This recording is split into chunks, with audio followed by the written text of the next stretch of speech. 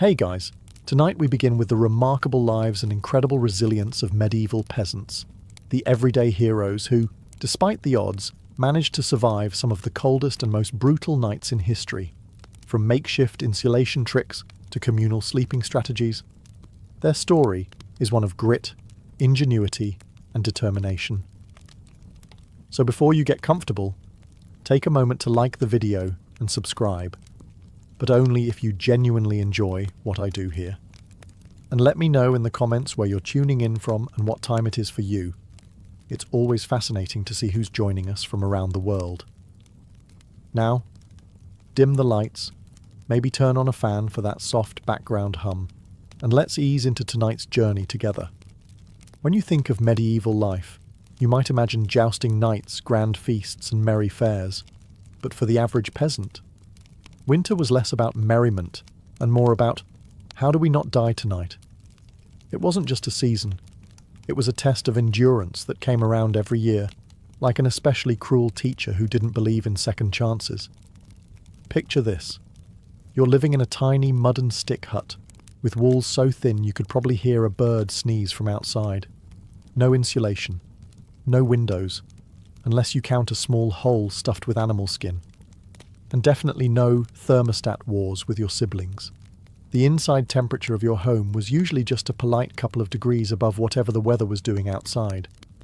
If it was freezing outdoors, it was politely slightly less freezing inside. Congratulations. Nights were the worst. Darkness swallowed everything. The wind howled like an angry ghost, and the fire in the hearth sputtered pathetically, doing its best but mostly just roasting the toes of whoever was sitting closest. If you were on the other side of the room, sorry, you might as well have been camping outside, with worse snacks. Clothing wasn't much help either. Peasants didn't own fancy fur coats or goose-down blankets.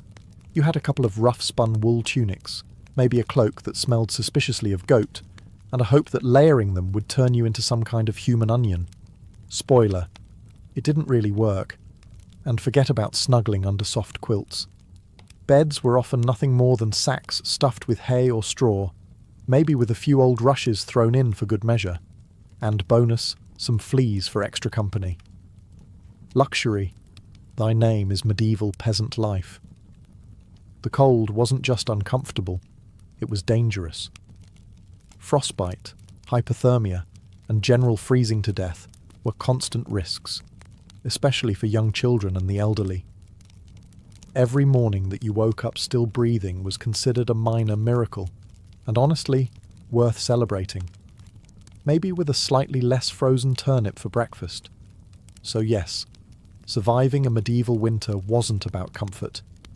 It was about gritting your teeth, piling on every piece of cloth you owned, huddling with your livestock, and praying you didn't wake up with icicles hanging off your eyebrows. And the real adventure? It was just beginning. If you think your apartment is drafty because the window doesn't close properly, medieval peasants would like a word. Their homes weren't just drafty, they were basically very enthusiastic wind tunnels with a roof. Most peasant houses were what historians politely call wattle and daub construction. Translation: sticks crisscrossed like a giant basket, smeared with a charming mixture of mud, straw, and animal dung. Yes, dung. They weren't trying to be gross. Dung was a cheap, sticky insulator. Plus, it was always readily available, shall we say. These walls, no matter how lovingly smeared, didn't stand much chance against a proper winter storm. The cold wind found every crack, every gap, and gleefully danced its way into the one-room homes, swirling around and making sure you never got too comfortable. Privacy? Absolutely not. Warmth? Not really. Character building? Definitely. And then there were the roofs. Thatched roofs looked picturesque, sure, but after a few months of rain and snow, they sagged, leaked, and occasionally let in the local wildlife. Nothing says pleasant evening like a squirrel dropping onto your dinner. Windows, if they existed at all, were laughably tiny and usually covered with thin animal hides or wooden shutters. Glass was so expensive that even the lord of the manor probably couldn't afford more than a single tiny pane. And peasants. They were just happy if the wind didn't rip the cowhide right off the wall mid-blizzard. To make matters worse, floors were often just compacted dirt. When it rained or snowed heavily, mud seeped up through the ground, so technically you could say they had indoor water features. Not that they appreciated it. In winter, every step inside your own home could feel like trudging across a frozen marsh. Cold from below, cold from above, cold from inside. It was a three-dimensional assault on your body heat. But medieval peasants weren't the type to whine. They packed gaps with moss, jammed old rags into the worst drafts, and huddled close to each other. Human insulation at its finest. Creativity, stubbornness, and a bit of sheep grease rubbed into the walls were often the only things standing between them and becoming medieval popsicles. Because if your house was falling apart, and your best protection against the elements involved mud and goat hair, well, at least you could laugh about it. Sort of. If your teeth weren't chattering too hard. As if the freezing air wasn't enough, medieval peasants also had to battle a silent enemy rising from below, the frozen ground itself. Floors weren't really floors back then. They were just slightly flatter patches of earth inside your home. Maybe if you were lucky, someone had thrown down some straw or old rushes to give you the illusion of comfort. But make no mistake, you were sleeping one insulted back away from the cold, hard dirt. And oh, that cold was relentless. It seeped up from the earth like an evil little ghost, worming its way through the straw into your bones and straight into your very soul. If you dropped anything onto the floor during a winter night, congratulations, it was now part of the permafrost. Medieval peasants tried to fight this grim battle in a few ways. One method was layering thick mats of straw across the floor. If you could afford it, or more realistically, if you could steal enough of it from your neighbour's field without getting caught, you might have a decent insulating barrier. But straw flattened fast, got mouldy even faster, and added an extra crunchy soundtrack to your already miserable nights. Some homes layered dried rushes onto the dirt instead. Every so often they would throw fresh rushes on top without cleaning out the old ones. Over time, this created a fascinating ecosystem of decomposing plants, fleas, and whatever mystery creatures decided to move in. It was basically medieval carpet padding. If your carpet was alive, slightly damp, and smelled like a wet dog, beds, for those who had them, didn't solve much. They were usually little more than wooden frames packed with, you guessed it, more straw or hay. Instead of cosy mattresses, you had poking, shifting, crunchy layers that did little against the cold radiating from below. Tossing and turning wasn't about comfort. It was a desperate, awkward dance to keep blood flowing and avoid freezing one side of your body. The truth is, medieval peasants didn't conquer the icy ground so much as learn to live uncomfortably above it. A good night's sleep wasn't about dreams or softness. It was about waking up with all your toes still attached. And if you could pull that off, hey, you were doing better than most. If medieval homes had a single hero during winter, it wasn't the roof, or the walls, or even the brave layers of dirt and dung insulation. It was the hearth, a crackling, stubborn fire pit that served as the only real defence against the cold, the darkness, and the general gloom of medieval life. At the centre of nearly every peasant home was a simple fire. No fireplace with a fancy stone mantel, no neat chimney sweeping the smoke skyward. Instead, you had a basic pit or pile of stones, some half-burned logs, and enough smoke pouring into the room to make you wonder if you were slowly becoming a ham. That's right. Most homes didn't even have chimneys. Smoke just kind of did its best. It drifted out through small holes in the roof, cracks in the walls, or right into your lungs if it was feeling lazy that evening. It wasn't ideal for breathing, or your overall lifespan. But on the bright side, it did a great job of fumigating fleas and other unwanted guests. Who needs pest control when you're marinating in smoke 24/7? The hearth wasn't just about warmth either. It was the kitchen, the light source, and sometimes even the medieval version of a television. people sat around the fire telling stories, gossiping, or just staring into the flames because, frankly, there wasn't much else to do after sunset. Keeping the fire alive wasn't just a nice idea, it was mandatory. Letting the fire die out at night was like putting up a sign for the cold to come in and finish you off. Plus, reigniting a fire in winter wasn't as easy as striking a match. You had to work with flint, steel, kindling, and more prayers than you'd ever offered before. Everyone in the family had a duty, stoking the flames, watching the embers, adding peat, sticks, or if you were lucky, a precious piece of dry wood. It was a constant battle between human persistence and the smothering cold that wanted nothing more than to snuff you out. The hearth didn't guarantee survival, but without it, survival was downright impossible. It was a smoky, sputtering, often disappointing little fire. But in a medieval winter, it was the beating heart of hope. If there was one thing medieval peasants feared more than running out of ale, it was letting the fire go out overnight. Without that warm, flickering lifeline, the cold would creep in faster than a tax collector after harvest. And in the dead of winter, restarting a fire from scratch wasn't just inconvenient, it could be deadly. Matches didn't exist yet. Lighters? Dream on. Rekindling a fire meant striking flint and steel together, praying for a single precious spark, and then coddling that spark with tender love and whatever dry kindling you hadn't already burned days ago. Imagine trying to do all this in the freezing dark, half asleep with frozen fingers. Now add a hungry wolf howling in the distance for extra motivation. So peasants got smart. They banked the fire. No, not in a cosy savings account. Banking meant carefully burying the embers under a mound of ash right before bed. The ash acted like a blanket, insulating the glowing coals and keeping them alive, just barely, until morning. If you did it right, you could stroll over at sunrise, poke the pile a little, add fresh wood, and, voila, fire without the frostbite. But if you did it wrong? Well, let's just say mornings got a whole lot colder and a whole lot grumpier. Fire banking was an art, passed down from parent to child like a prized family recipe. Everyone had their own little secrets. Some said use dry ash only, others insisted a bit of dampness was key.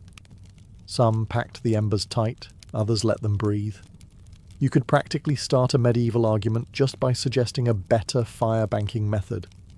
It was the ancient version of arguing over barbecue techniques, just with slightly higher survival stakes. Sometimes banking the fire wasn't enough. A howling wind might sneak through a crack and snuff it out anyway, or a clumsy sheep might stumble into the hearth. Yes, it happened. That's why some families took turns getting up in the night to check the coals, basically the medieval equivalent of sleepwalking to the thermostat. In the end, fire banking was less about mastering nature and more about buying just a few more precious hours of warmth. And if you woke up to even a single surviving ember, that was your victory, right there, and enough to face another day of battling the cold. In medieval times, the phrase, "the more, the merrier," wasn't just about parties. It was a winter survival tactic. When the fire sputtered and the freezing winds whistled through every crack, there was one surefire source of warmth, each other. And if that meant sleeping cheek to cheek with your entire family, neighbours, livestock, and possibly a very confused goose, so be it. Forget about personal space. Privacy wasn't even a concept. On the coldest nights, the goal wasn't comfort. It was, don't wake up frozen to the floor. Entire households piled into the warmest corner of the house, wrapped in whatever scraps of cloth they could find, and formed what could best be described as a desperate, snoring, human lasagna. Younger kids squeezed in between parents, grandparents snuggled under the outer layers, and if Cousin Ethel showed up unexpectedly, well, there was always room for one more. If you were lucky, you got to sleep in the middle, where body heat radiated from all sides. If you were unlucky, you were on the edge, the medieval equivalent of sleeping next to the door of a meat locker. And woe to the person who moved too much during the night.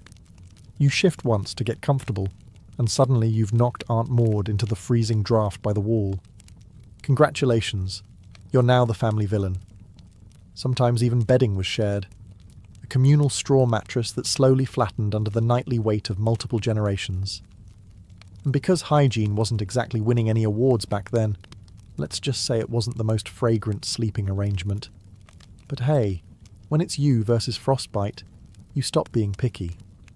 Body heat wasn't just nice, it was strategic.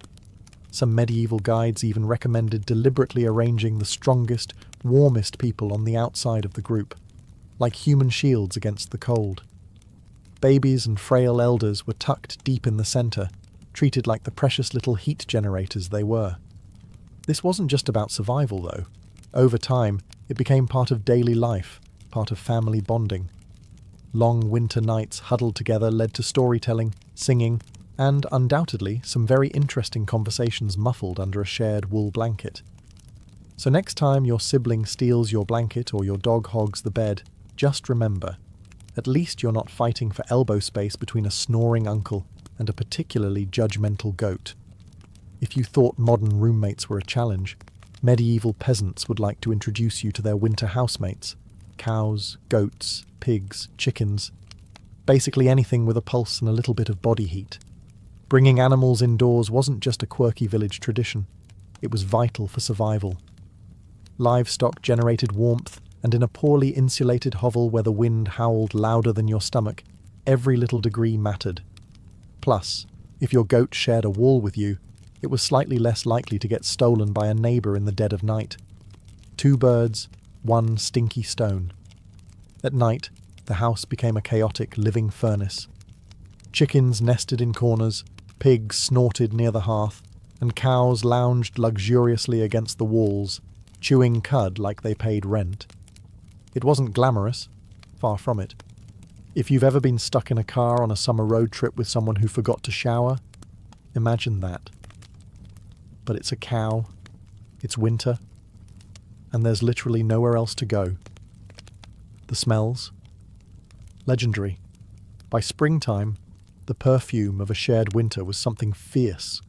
You didn't need to light a candle. Your nostrils were already on a wild ride. But medieval peasants developed a selective nose. They didn't complain much because they knew one uncomfortable truth. The more animals inside, the fewer frozen toes in the morning. Certain animals even had prime spots. Cows, being the biggest and warmest, usually took centre stage near the family. Goats were allowed closer in for their warmth, and because goats, being goats, would find a way inside anyway. Chickens roosted in rafters or old baskets, and pigs, well, pigs didn't care. They plopped down wherever they pleased, probably right in the middle of the floor. Of course, sharing your bedroom with livestock wasn't without hazards. Imagine drifting off peacefully, only to be rudely awakened by a chicken deciding your hair makes a good perch, or stepping barefoot into something suspicious. First thing in the morning. Yes, medieval mornings could be full of surprises. Still, despite the noise, the smells, and the occasional hoof to the ribs, peasants understood the simple math. Cold kills, and cows cuddle, whether they want to or not. In the battle against winter's icy fingers, a warm, slightly slobbery cow breath was often the deciding factor between life and death. In medieval winters, fashion wasn't about looking good, it was about not dying. Peasants weren't flipping through the latest trends, they were layering up like they were preparing for battle against the Grim Reaper himself. The rule was simple. If you owned it, you wore it. Sometimes, all at once. First, the basic undertunic, a scratchy, probably not too clean linen shirt. Over that, a thicker woolen tunic, then another, if you had it. Add some leggings that sagged at the knees, a rough cloak draped over your shoulders, and, if you were really lucky, a patched-up sheepskin thrown on top like a prize trophy. Congratulations, you are now approximately 10% warmer and 90% itchier. Boots were a luxury. Many peasants wrapped their feet in layers of cloth or old rags and stuffed them into wooden clogs. If the cold still bit through, well, you just added another rag and hoped you didn't lose a toe. And forget about washing all these layers.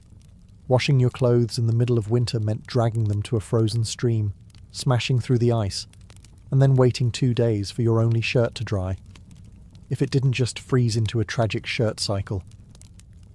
Most peasants wisely decided that smelling like a mix of smoke, sweat, and sheep was a small price to pay for not freezing solid.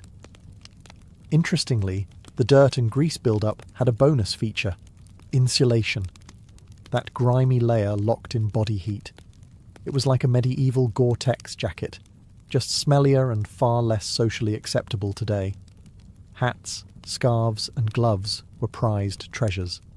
A simple woolen cap could mean the difference between making it through the night or waking up with hair frozen to the wall. Gloves were often homemade from whatever scraps of leather or fabric people could scrounge, sometimes looking more like sad puppet costumes than anything fashionable. Children were especially swaddled until they resembled overstuffed turnips, waddling awkwardly around the house. The goal was to trap as much precious body heat as possible. Style? Elegance? Never heard of them. Warmth was the real medieval flex. So, the next time you complain about layering up for a chilly day, just remember, medieval peasants walked around wearing half their wardrobe at once, looking like lumpy laundry bags, and counting themselves lucky for it. In the medieval peasant playbook, dirt wasn't just something you scrubbed off. It was practically a survival tool. As it turns out, getting grimy wasn't a sign you'd given up on life.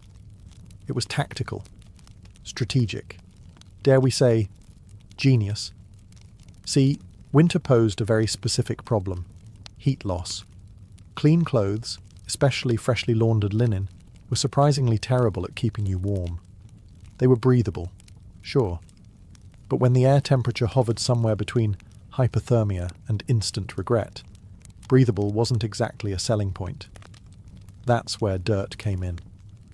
As peasants trudged through day after day without washing their clothing, layers of grime, natural body oils, and good old-fashioned mud began to build up on their tunics, cloaks, and leggings. Over time, this natural armour clogged the tiny gaps in the fabric, making clothes more wind-resistant.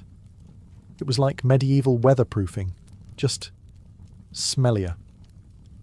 Sure, you smelled like a goat who lost a bet, but guess what? You were warm.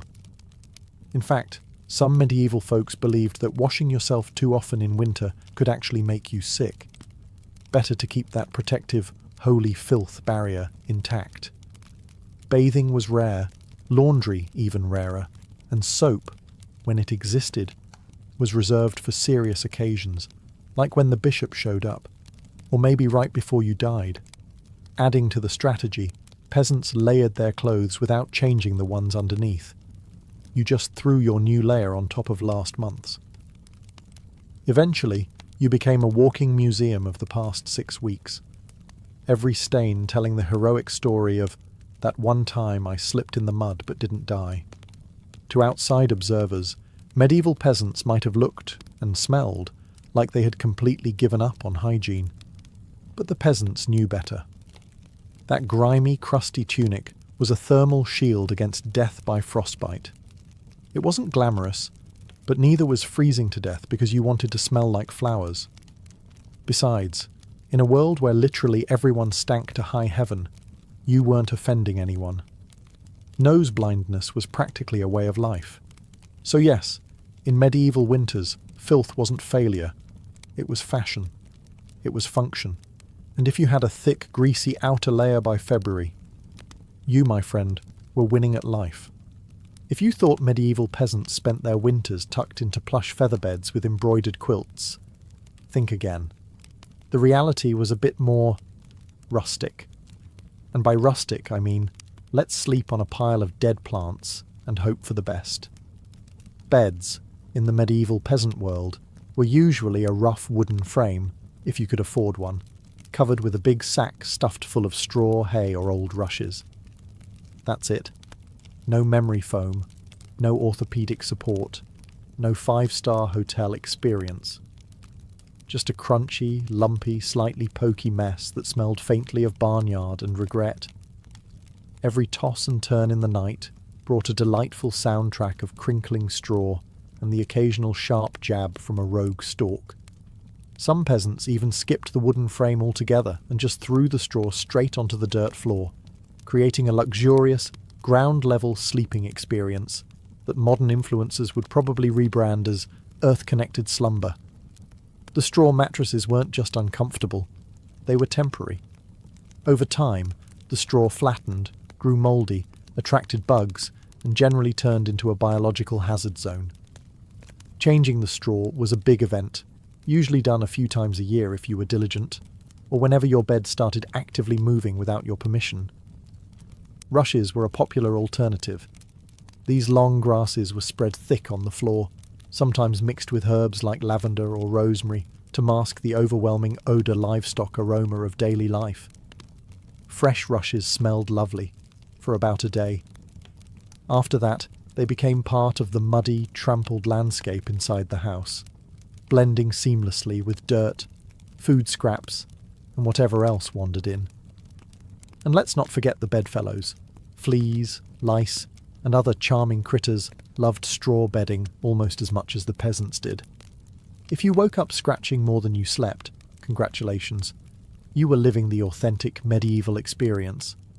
Despite the hardships, these humble beds were lifesavers.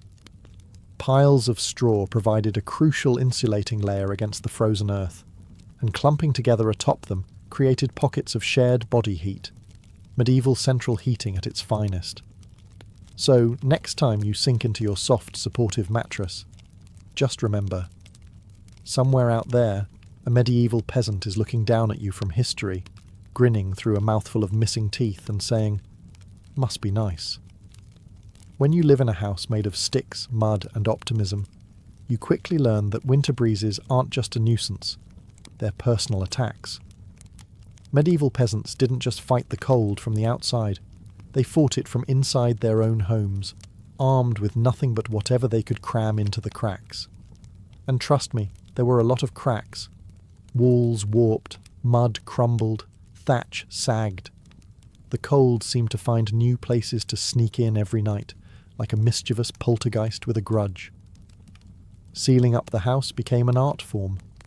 Peasants stuffed gaps with moss, straw, scraps of old cloth, bundles of dry grass, and sometimes even animal hair. If it was soft, squishy, or vaguely insulating, it was jammed into a hole somewhere. Some particularly determined souls daubed extra layers of mud and dung over the outside of their walls as an annual winter project. Imagine standing there in freezing weather, slapping cold manure onto your own house while muttering, "This is fine, this is luxury." Because in a way, it was. Roof leaks were another battlefield. Thatch, while cheap and plentiful, wasn't exactly waterproof, especially after a few seasons of rain and snow. Peasants would plug holes in the roof with spare bits of cloth, bundles of reeds, or, in moments of true desperation, chunks of turf stolen from the nearest field. Every home eventually started to look like a slightly sad patchwork quilt made by someone who gave up halfway through. Doors? Windows? If you had them, you were lucky. But even then, they were little more than wood planks hung by iron nails and sheer stubbornness. Window holes were often covered with animal hides or thick cloth soaked in animal fat to block out the worst drafts, and add a bonus aroma of mystery meat to the living space. Every night was a battle between human ingenuity and the relentless, sneaky cold. One minute you were warm, the next minute a sudden gust would find the one spot you missed, slapping you awake like a frosty hand of doom. Yet somehow, through cleverness, stubbornness, and a refusal to accept slightly frozen as a permanent state of being, medieval peasants patched, stuffed, and muddled their way through the worst winters nature could throw at them, one muddy handful at a time. When the cold bites hard enough to keep you awake at night, medieval peasants had a solution. Don't even try to pretend everyone's sleeping at once. Instead, they developed a survival strategy that today would make any military commander proud: sleeping in shifts. It wasn't some grand, organised system with whistles and roll calls. It was far simpler and much more desperate. Half the household stayed awake, tending to the fire and patching up stray drafts, while the other half curled up under threadbare blankets and hay, trying to catch a few precious hours of half-frozen sleep. The fire needed constant attention. Left alone, it would die down, and restarting it, remember, was about as easy as getting a stubborn donkey to dance. So someone had to be on ember patrol, and since no one wanted to get up once they were finally warm-ish, families rotated shifts. You dozed for a few hours, got elbowed awake, then stumbled over to the hearth to poke, prod and curse the fire back to life, while trying not to step on a goat. The rotation wasn't glamorous. There were no night vision goggles, no late-night snacks, and certainly no 5 more minutes snooze buttons. Just stiff joints, heavy eyelids, and a growing resentment toward whoever snored loudest during your shift. Children old enough to hold a stick were pressed into service, learning early that in winter, everyone pulled their weight, or froze trying. Grandparents sometimes stayed by the fire longer, both because of their experience and, frankly, because arthritis made lying down and getting up again a monumental event. And when it was your turn to sleep, good luck. With people moving about, animals rustling, wind battering the walls, and the occasional sharp nudge from a sibling who, accidentally, rolled over too hard, getting quality rest was a miracle. Yet despite the exhaustion, the system worked. Sleeping in shifts meant that there was always a set of eyes, and cold, begrudging hands, ready to keep the hearth alive. The embers survived, and by extension, so did the family. So next time you grumble about waking up to adjust the thermostat or let the cat out, spare a thought for the medieval peasant, squinting into a smoking fire at 3 a.m, wondering if toes were really that important after all. You know it's cold when you have to think about how you breathe just to stay alive. Medieval peasants didn't just battle the freezing air with cloaks, fires, and creative sleeping arrangements. They even adjusted the way they inhaled and exhaled to survive the night. The problem was simple. Deep, open-mouthed breathing pulled icy air straight into your lungs. In a world where pneumonia could kill you faster than you could say, "Hail Mary," that was a risk nobody wanted to take. So peasants learned the art of what you might call survival breathing. Instead of sucking in huge gulps of air like they'd just run a marathon, they kept their breathing shallow, slow, and, most importantly, through the nose. The idea was to gently warm the incoming air a bit before it hit their lungs. It wasn't perfect, but it was better than coughing yourself into the grave by February. If you accidentally took a big mouthful of cold air, congratulations. You just bought yourself a ticket to a week of hacking up bits of what felt like your soul, with no doctors in sight, and grandma treating you with hot onion tea and firm prayers. Some people even tucked parts of their cloaks, shawls, or rags up over their faces while they slept, creating a makeshift breath-warmer barrier. Of course, this also meant you ended up with a damp, slightly soggy fabric patch clinging to your mouth by morning, but hey, it beat freezing from the inside out. Children were taught these tricks early on. Parents would scold little ones for panting like dogs, indoors during the cold months. And honestly, between strict breathing lessons, itchy wool layers, and sleeping next to an aggressively gassy goat, medieval childhood winters were character building on a whole different level. At night, tucked into straw bedding under piles of cloaks, and next to a gently steaming cow, breathing became an art form. Slow, steady, nose only, and as minimal as humanly possible, like some grim medieval version of a yoga retreat, only with more frostbite and fewer inspirational quotes. In the grand survival playbook, it wasn't the flashiest strategy, but it worked.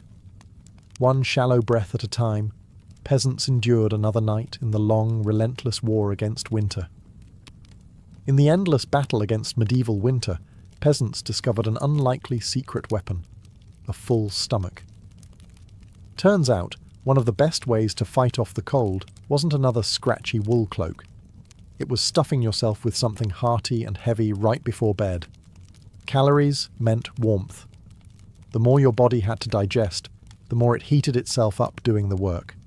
It's basic medieval thermodynamics. Eat a heavy meal, generate internal heat, and maybe, just maybe, survive until morning without turning into a peasant-shaped popsicle. So what did medieval peasants pile onto their plates before a long, freezing night? Think thick stews, heavy with root vegetables like turnips, onions and parsnips. Grains were lifesavers too. Oat porridge, barley gruel, or dense, chewy rye bread. If you were especially lucky, say, after a festival day or a generous slaughter, you might even get a hunk of salted pork or a slice of dried sausage thrown into the pot. This wasn't comfort food in the Instagram sense. No delicate presentation, no artisanal garnishes. It was one enormous, vaguely brown meal, designed to sit in your gut like a friendly brick, slowly burning through the night and keeping you just a little bit warmer. It wasn't just about eating a lot.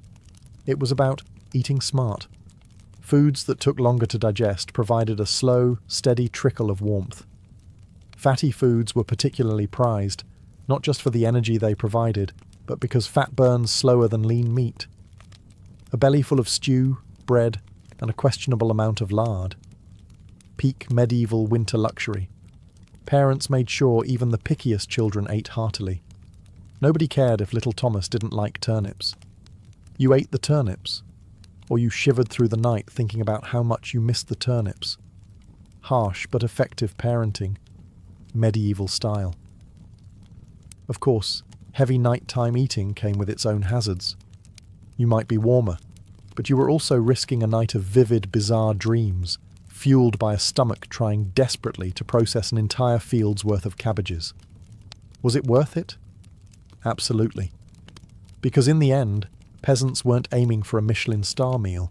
They were aiming to survive. And if that meant going to bed full, bloated and breathing gently through your nose next to a steaming cow, well, that was just another night in the ongoing quest to see another frosty sunrise. Long before electric blankets and fancy heated mattress pads, medieval peasants had to get creative if they wanted a little extra warmth at bedtime. And that's how the humble haybox and the ever-glamorous heated stone became winter's unsung heroes. Let's start with the haybox. It sounds rustic, and it absolutely was, but the idea was pure genius. Peasants would take a sturdy wooden box, line it thickly with hay, and use it to store food that had been cooked earlier, keeping it warm for hours. Leftover stew, hot porridge, toss it into the hay box, cover it up, and it stayed hot enough for a late-night snack without needing to risk reigniting the fire. Medieval slow cookers, basically. But peasants didn't just stop at food.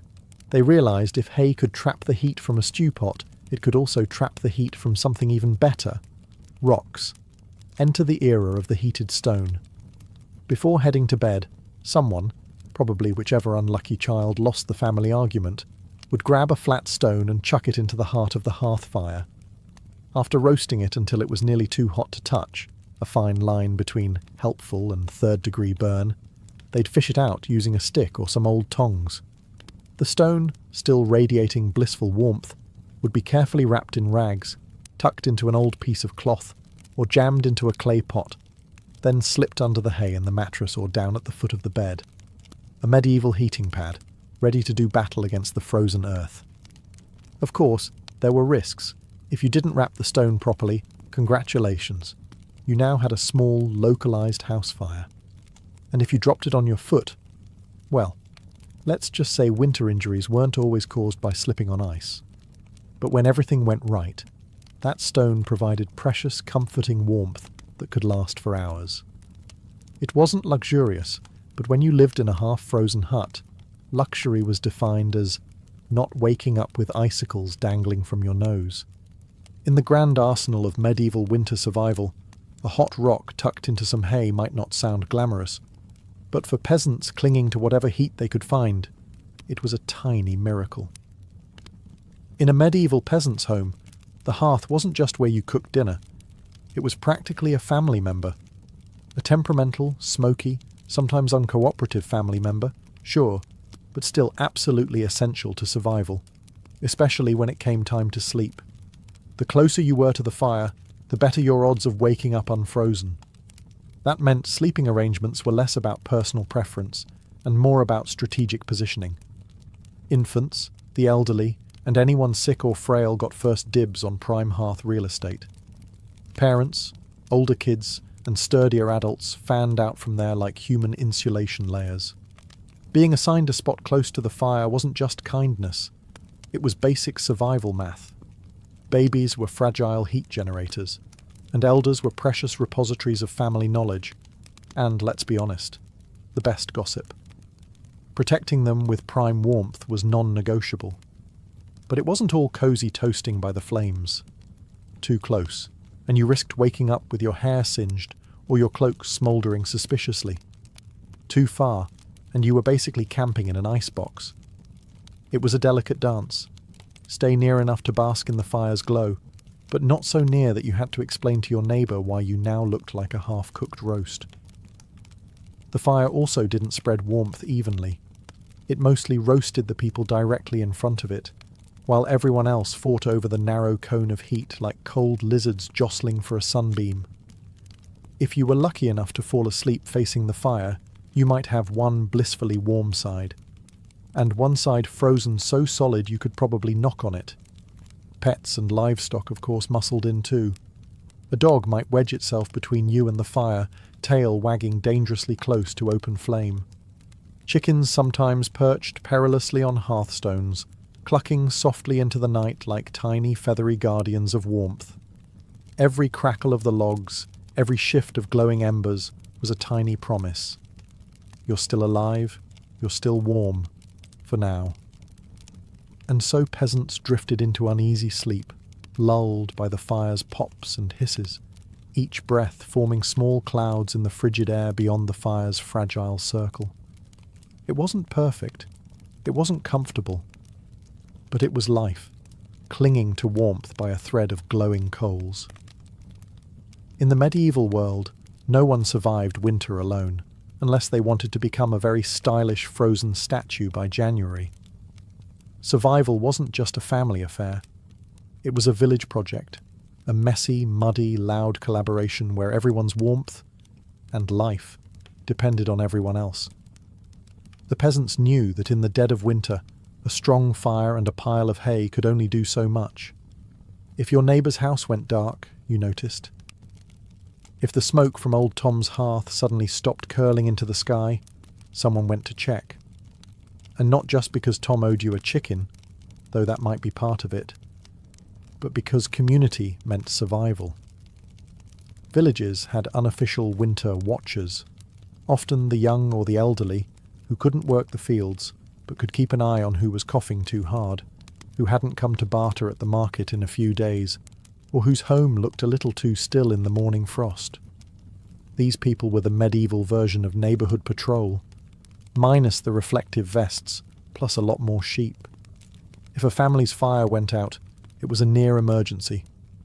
A good neighbour would rush over with a glowing coal bundled in rags, or better yet, invite them into their own smoky, overcrowded hut for the night.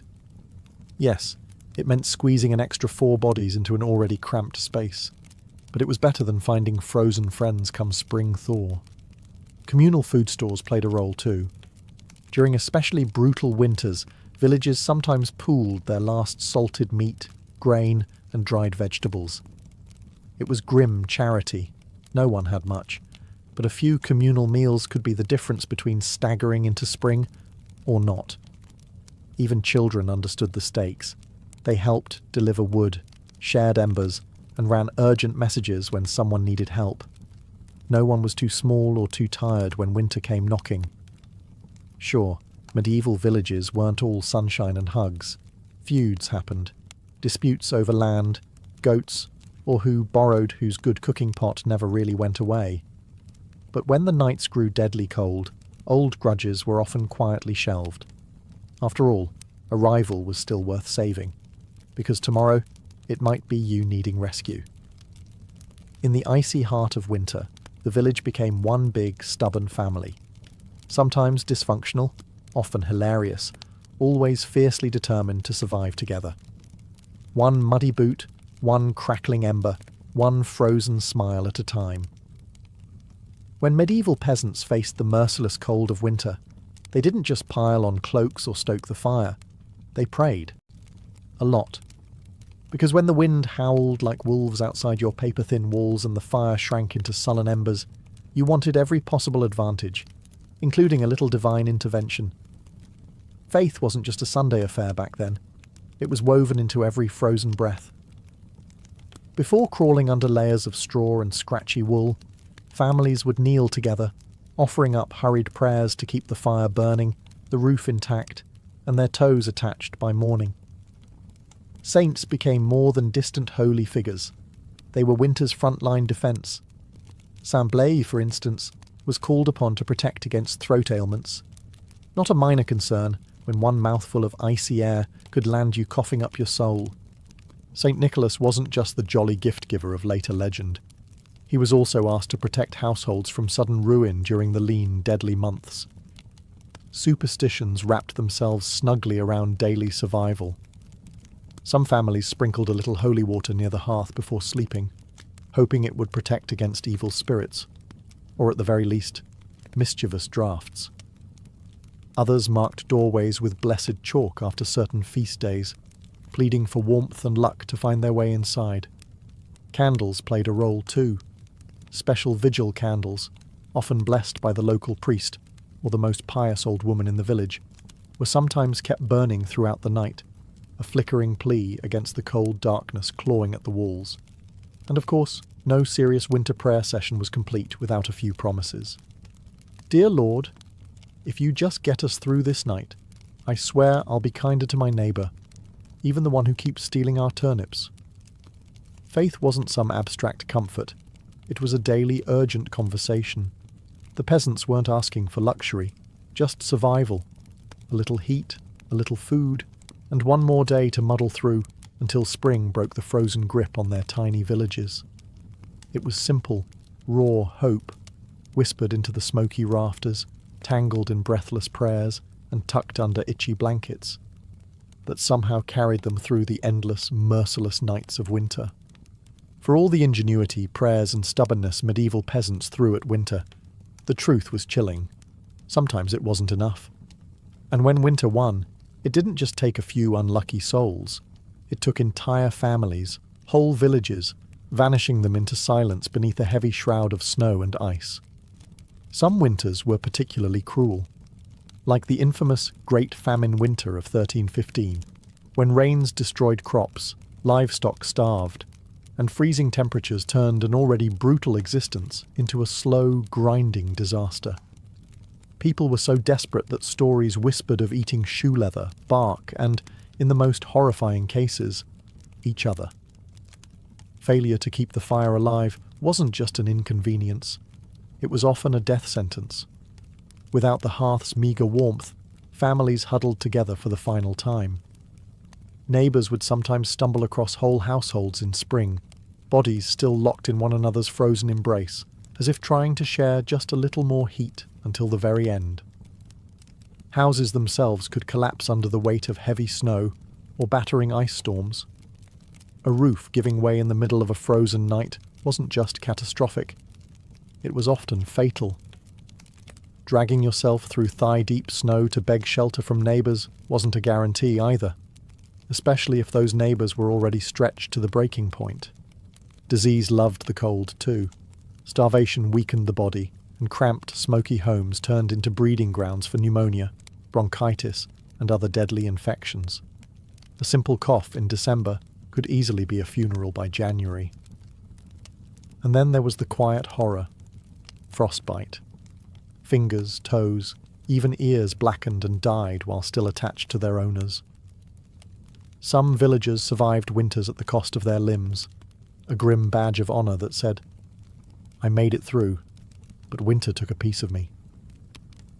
Yet what's most haunting isn't just the death, it's the eerie normalcy of it. People accepted that each winter, some among them wouldn't see the thaw. Death wasn't unexpected. It was just another neighbour at the door, wrapped in frost, waiting its turn. Even amid the bitter cold and constant threat, medieval peasants pressed on, stubborn, grieving, clinging to life. Because as long as there was one ember left in the hearth, one breath hanging in the frozen air, there was still a fight worth fighting.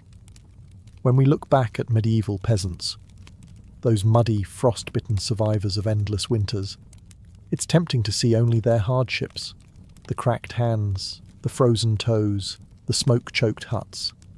But buried beneath all that struggle is something far more powerful, a legacy of raw, stubborn ingenuity and unbreakable endurance. They didn't have central heating, thermal jackets, or cozy memory foam mattresses. They didn't even have the luxury of assuming they'd survive until spring. But what they did have, and what they left behind, was the blueprint for resilience. Every hay-stuffed mattress, every hand-banked fire, every moss-crammed wall gap was a testament to human creativity under pressure. Faced with impossible odds, they didn't collapse in despair. They adapted. They learned from the land, from each other, and from the bitter lessons carved by each brutal winter. Their communities were built on more than shared land. They were built on shared survival.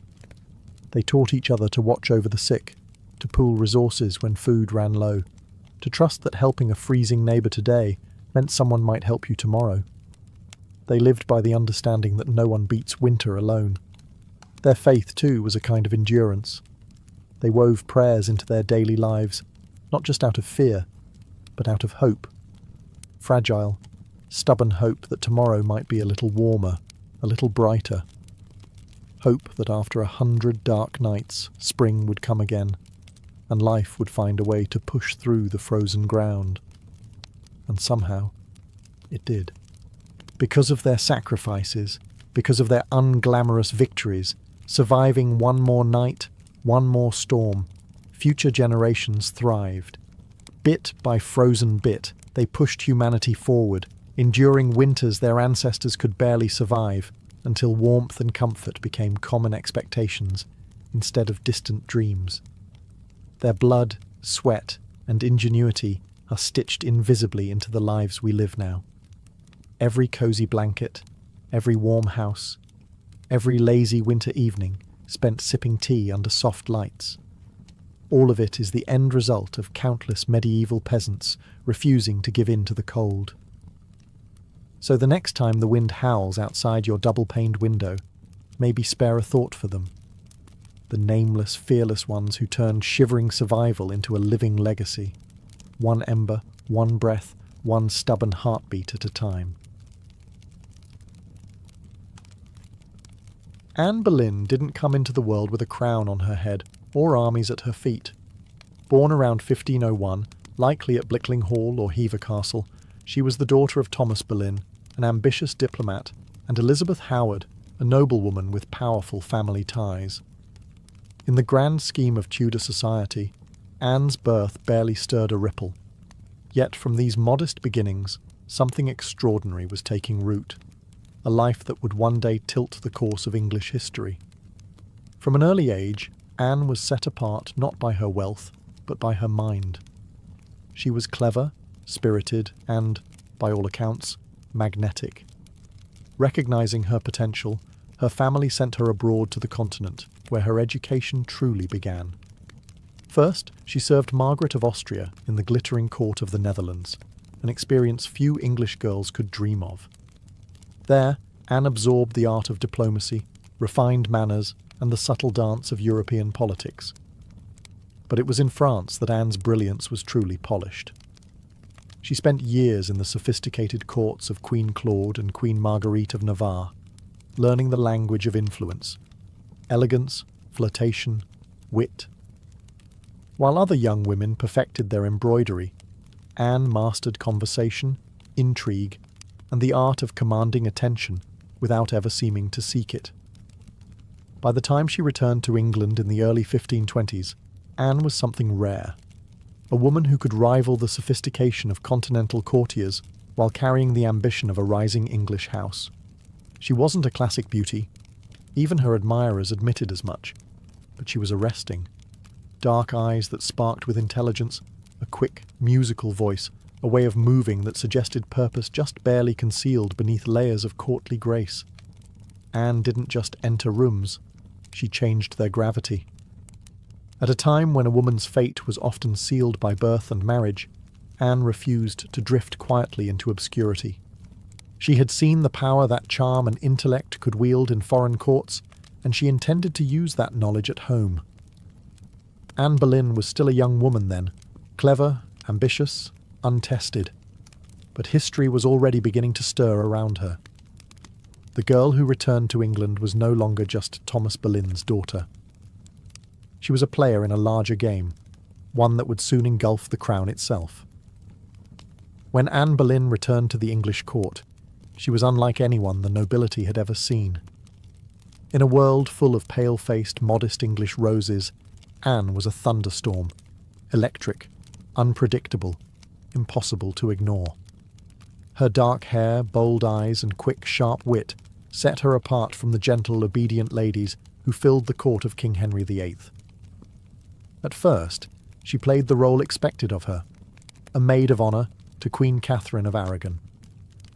But even in the Queen's shadow, Anne's presence flickered like a candle too bright to snuff out. She danced gracefully, spoke French with the ease of a native, and laughed with a confidence few women dared display. Men noticed.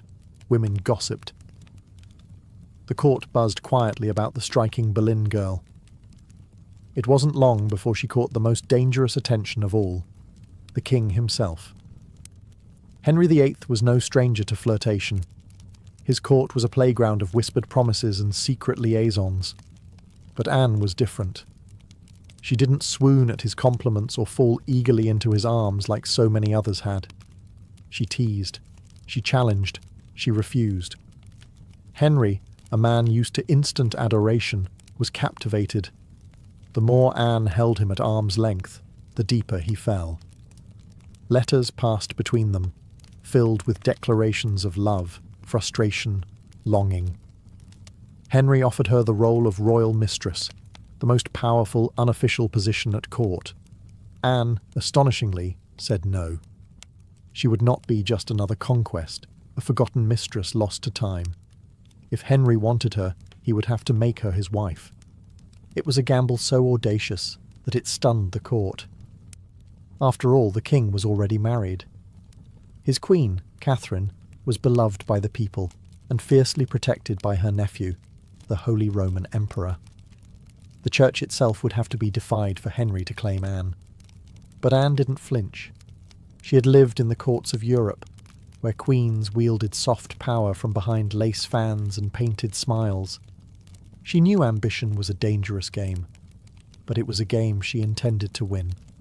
Standing in the candlelit halls of the English court, Anne Boleyn made her choice, not to be merely admired, but to change her destiny, and England's, forever. What began as an intense flirtation between King Henry VIII and Anne Boleyn soon spiraled into a national crisis. Henry wasn't merely besotted, he was obsessed.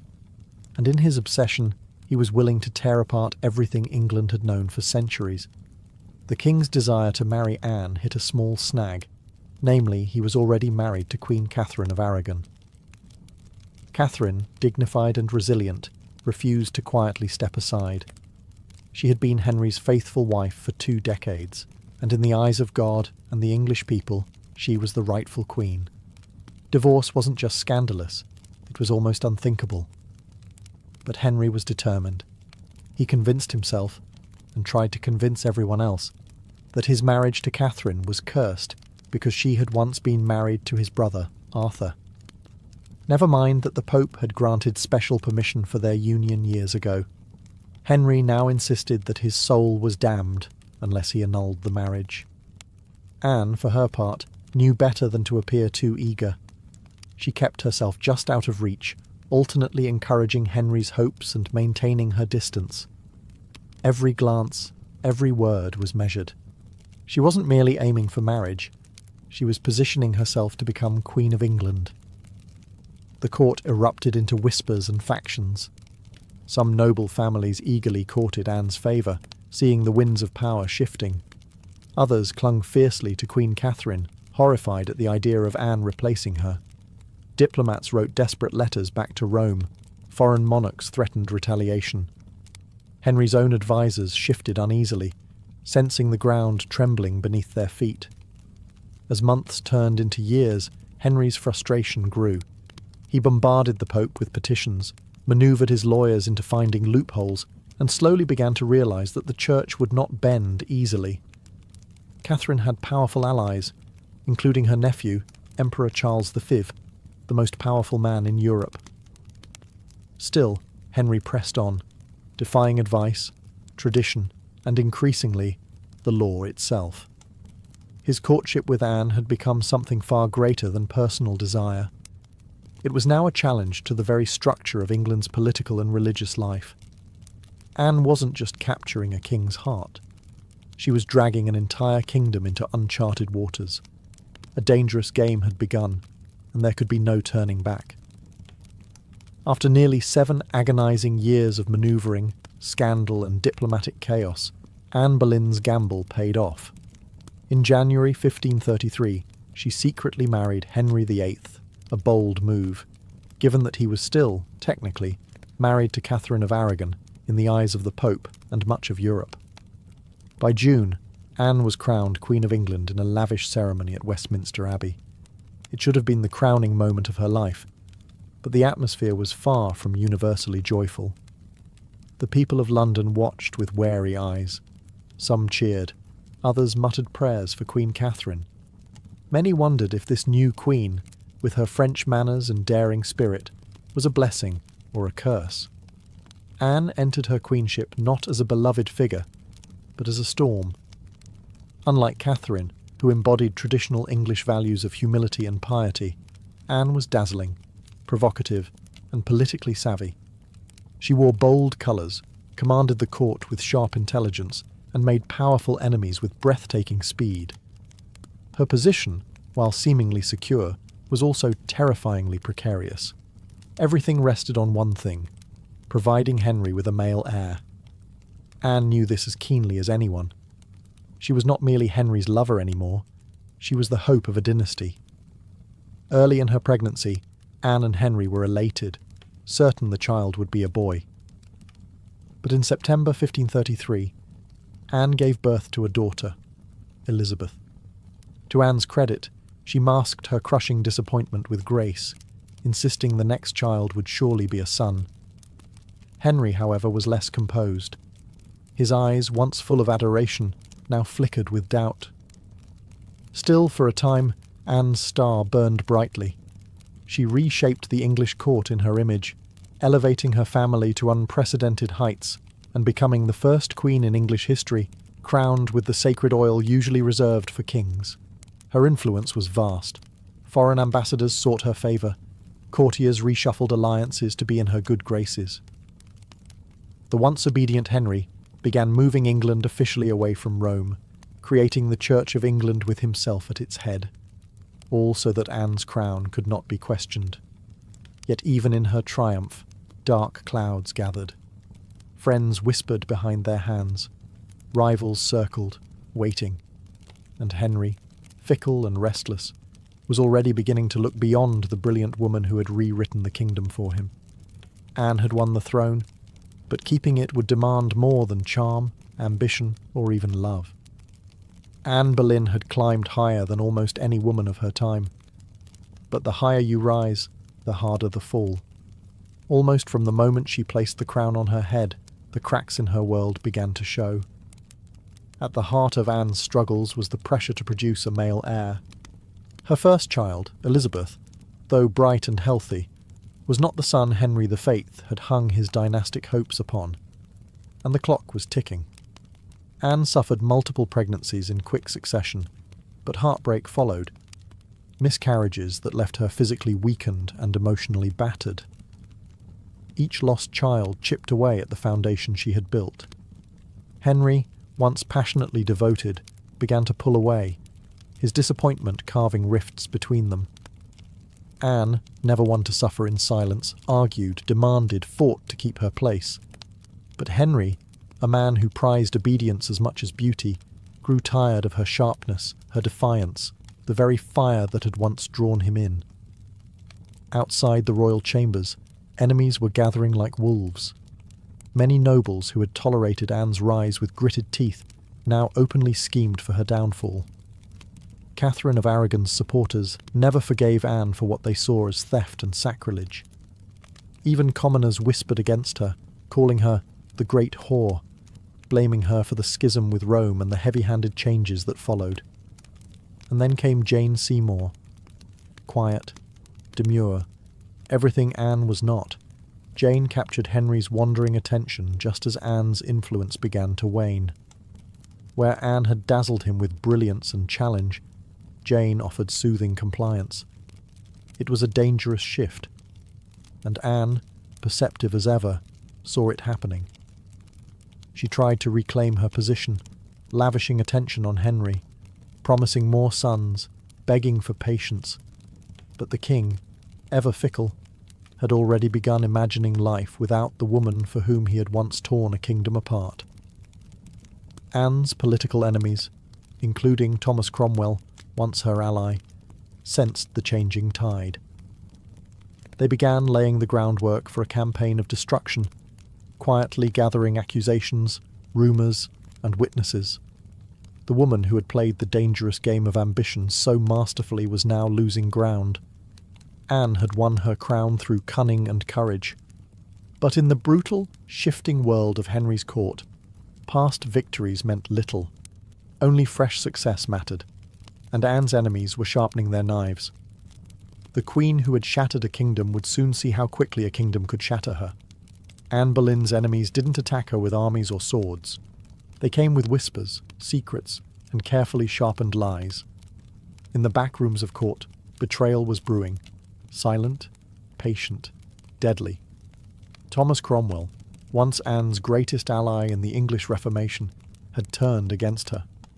Their alliance had been built on mutual ambition, but now their interests clashed. Anne wanted reforms to help the poor and limit the power of greedy nobles. Cromwell wanted stability, favour with Henry, and no interference. Anne's boldness had made her dangerous. And in Henry's fickle heart, love had curdled into irritation, suspicion, and cold detachment. Anne had few true friends left. Even her charm, once her greatest weapon, now grated against the court's hunger for a gentler, more pliable queen. And Jane Seymour, quiet and calculating, waited just out of sight, the perfect contrast to Anne's fading fire. It was Cromwell who moved first. Knowing Henry was restless, knowing that the king wanted an exit but lacked a convenient excuse, Cromwell offered a solution. What if Anne could be removed, not by divorce, which would humiliate Henry, but by disgrace? The accusations were wild, monstrous even. Adultery, incest, conspiracy against the king. Anne, the proud, brilliant queen, painted as a betrayer, a temptress, a threat to the very crown she once redefined. Cromwell carefully gathered evidence, coaxing confessions under torture, twisting courtly flirtations into damning testimony. Several men, including Anne's own brother, George Boleyn, were arrested. The charges made little sense.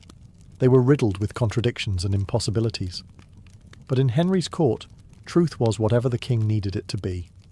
Anne, sensing the tightening noose, fought desperately. She appealed to Henry's memory, to the love they had once shared. But it was no use. The man who had once torn England apart for her now refused to meet her eyes. In May 1536, Anne was arrested and taken to the Tower of London. As the great gates slammed shut behind her, she knew the truth. She was no longer a queen. She was a prisoner, a pawn trapped in the brutal game she had once played so masterfully. Betrayal had sealed her fate. And now, alone in the tower, Anne Boleyn waited for the final move. Anne Boleyn stood in the great hall of the Tower of London, facing a tribunal of nobles, many of whom owed their very titles and fortunes to her rise. Now, they sat in judgment, cold and watchful, prepared to erase the woman who had once changed the destiny of England. The charges against her were shocking. Adultery with multiple men, including her own brother, George Boleyn. High treason. Conspiracy against the king. In another world, such accusations against a queen would have been unthinkable. But here, now, they were simply theatre. A grim performance designed to give Henry VIII exactly what he wanted. Anne's downfall, wrapped in a thin veil of legality. Anne defended herself with the same fire that had once won Henry's heart. She denied every accusation with intelligence, precision, and an unwavering composure that astonished even her enemies. She reminded them that she had been crowned with sacred oil, chosen by God, and anointed as Queen of England. She reminded them of her loyalty, her sacrifices, her love. But it was all for nothing. The verdict had been decided long before Anne set foot in the courtroom. The trial was a spectacle for the court and for the people, a public unmaking of a once unbreakable woman. Witness after witness, many coerced or bribed, spoke damning words. Dates and places contradicted each other. Evidence was flimsy when it existed at all. But the truth was irrelevant now. Anne was found guilty. Her brother George and the other men accused with her were sentenced to death as well. Anne would be executed by beheading, a merciful sentence compared to the usual traitor's death of hanging, drawing, and quartering. When the verdict was read, Anne did not break. She stood tall, her face pale but her spirit fiercely intact. In those final moments before being led back to her cell, she spoke clearly, declaring that she was prepared to die, and prayed that God would have mercy on her soul. As the heavy doors of the hall closed behind her, the court exhaled in relief. The storm Anne had been, brilliant, dangerous, unforgettable, was nearly over. But even then, they did not understand. They were not erasing Anne Boleyn. They were immortalizing her, in betrayal, in tragedy, and in legend. After her trial, Anne Boleyn was returned to the Tower of London, not as the triumphant queen who had once commanded England, but as a condemned prisoner awaiting death. Yet even facing the end, Anne refused to crumble. In the cold, echoing halls of the tower, Anne prepared herself. She spent hours in prayer, kneeling on the hard stone floors, her hands clasped tightly, her voice steady. She confessed to no crimes because she believed she had committed none. She was not afraid to die, she said, but she prayed that her death would bring peace to the kingdom, and perhaps mercy to her little daughter, Elizabeth. Her ladies-in-waiting, those few who had stayed loyal, wept in private. Anne comforted them instead of the other way around. She joked bitterly at times, that she would be remembered as a queen who had lost her head. In her dark humour was the stubborn spark that had made her unforgettable. Henry VIII, meanwhile, showed no sign of mercy. He had already turned his attention to Jane Seymour. Even before Anne's execution date was finalised, Henry was arranging his next marriage. For Anne, this final betrayal, from the man who had once torn down a kingdom for her, must have been the deepest cut. On May 18th, 1536, Anne was told she would die the next morning. She slept little that night. Instead, she spent her final hours in prayer, asking God for forgiveness for all who had wronged her, and perhaps for herself, for the ambition and pride that had led her here. Henry, with a flicker of royal kindness, had arranged for a French swordsman to carry out the execution, faster, cleaner, less brutal than an axe. It was a small mercy, bought perhaps more for the king's conscience than for Anne's comfort. At dawn, Anne dressed carefully for her final moment. A dark grey gown of damask trimmed with fur, a crimson kirtle beneath, colours of dignity, of sacrifice. She pinned up her dark hair and tucked it beneath a simple cap, ready to face the blade with grace. As the tower's cold morning mist curled around the courtyard stones, Anne Boleyn, queen, mother, survivor, fighter, stepped forward. There would be no tears, no pleas, only a final act of courage in the face of history's judgment. Her end was near. But her story was just beginning. On the morning of May 19th, 1536, Anne Boleyn ascended the scaffold built within the Tower of London's walls. A small crowd gathered, courtiers, guards, a few witnesses, all wrapped in silence, as if even the stone walls held their breath. Anne stood tall, her grey gown fluttering slightly in the cold morning breeze. She looked thinner than she had at court, her face pale but calm. There were no hysterics, no broken sobs. If anything, she faced death with the same fierce dignity that had once shaken a kingdom to its knees. She spoke briefly, carefully choosing her final words. She did not accuse. She did not defend herself. She prayed for the king's health and prosperity, the very man who had abandoned her. In those final moments, Anne offered the world not a confession, but forgiveness. Her courage stunned even those who had come to see her fall. The French executioner, brought specially to ensure a swift death, stepped forward. Anne knelt upright, her hands folded in prayer, her eyes lifted toward the heavens. A small white cloth was tied around her eyes. She remained still. The sword flashed once, silent, swift, and Anne Boleyn, queen, mother, history maker, was no more. She was buried quickly in an unmarked grave within the Tower grounds, laid to rest in an arrow chest because no proper coffin had been prepared for her. A queen once crowned in gold, now left to vanish without ceremony. Yet Anne's story didn't end in that cold grave. Her daughter, Elizabeth, the child whose birth had once disappointed a king, would rise to become one of the greatest monarchs in English history. Elizabeth I, the Virgin Queen, whose reign would see the flowering of English art, power, and global influence.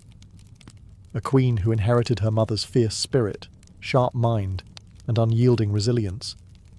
Anne Boleyn changed the course of England forever. Her ambition helped trigger the break with Rome and the birth of the Church of England.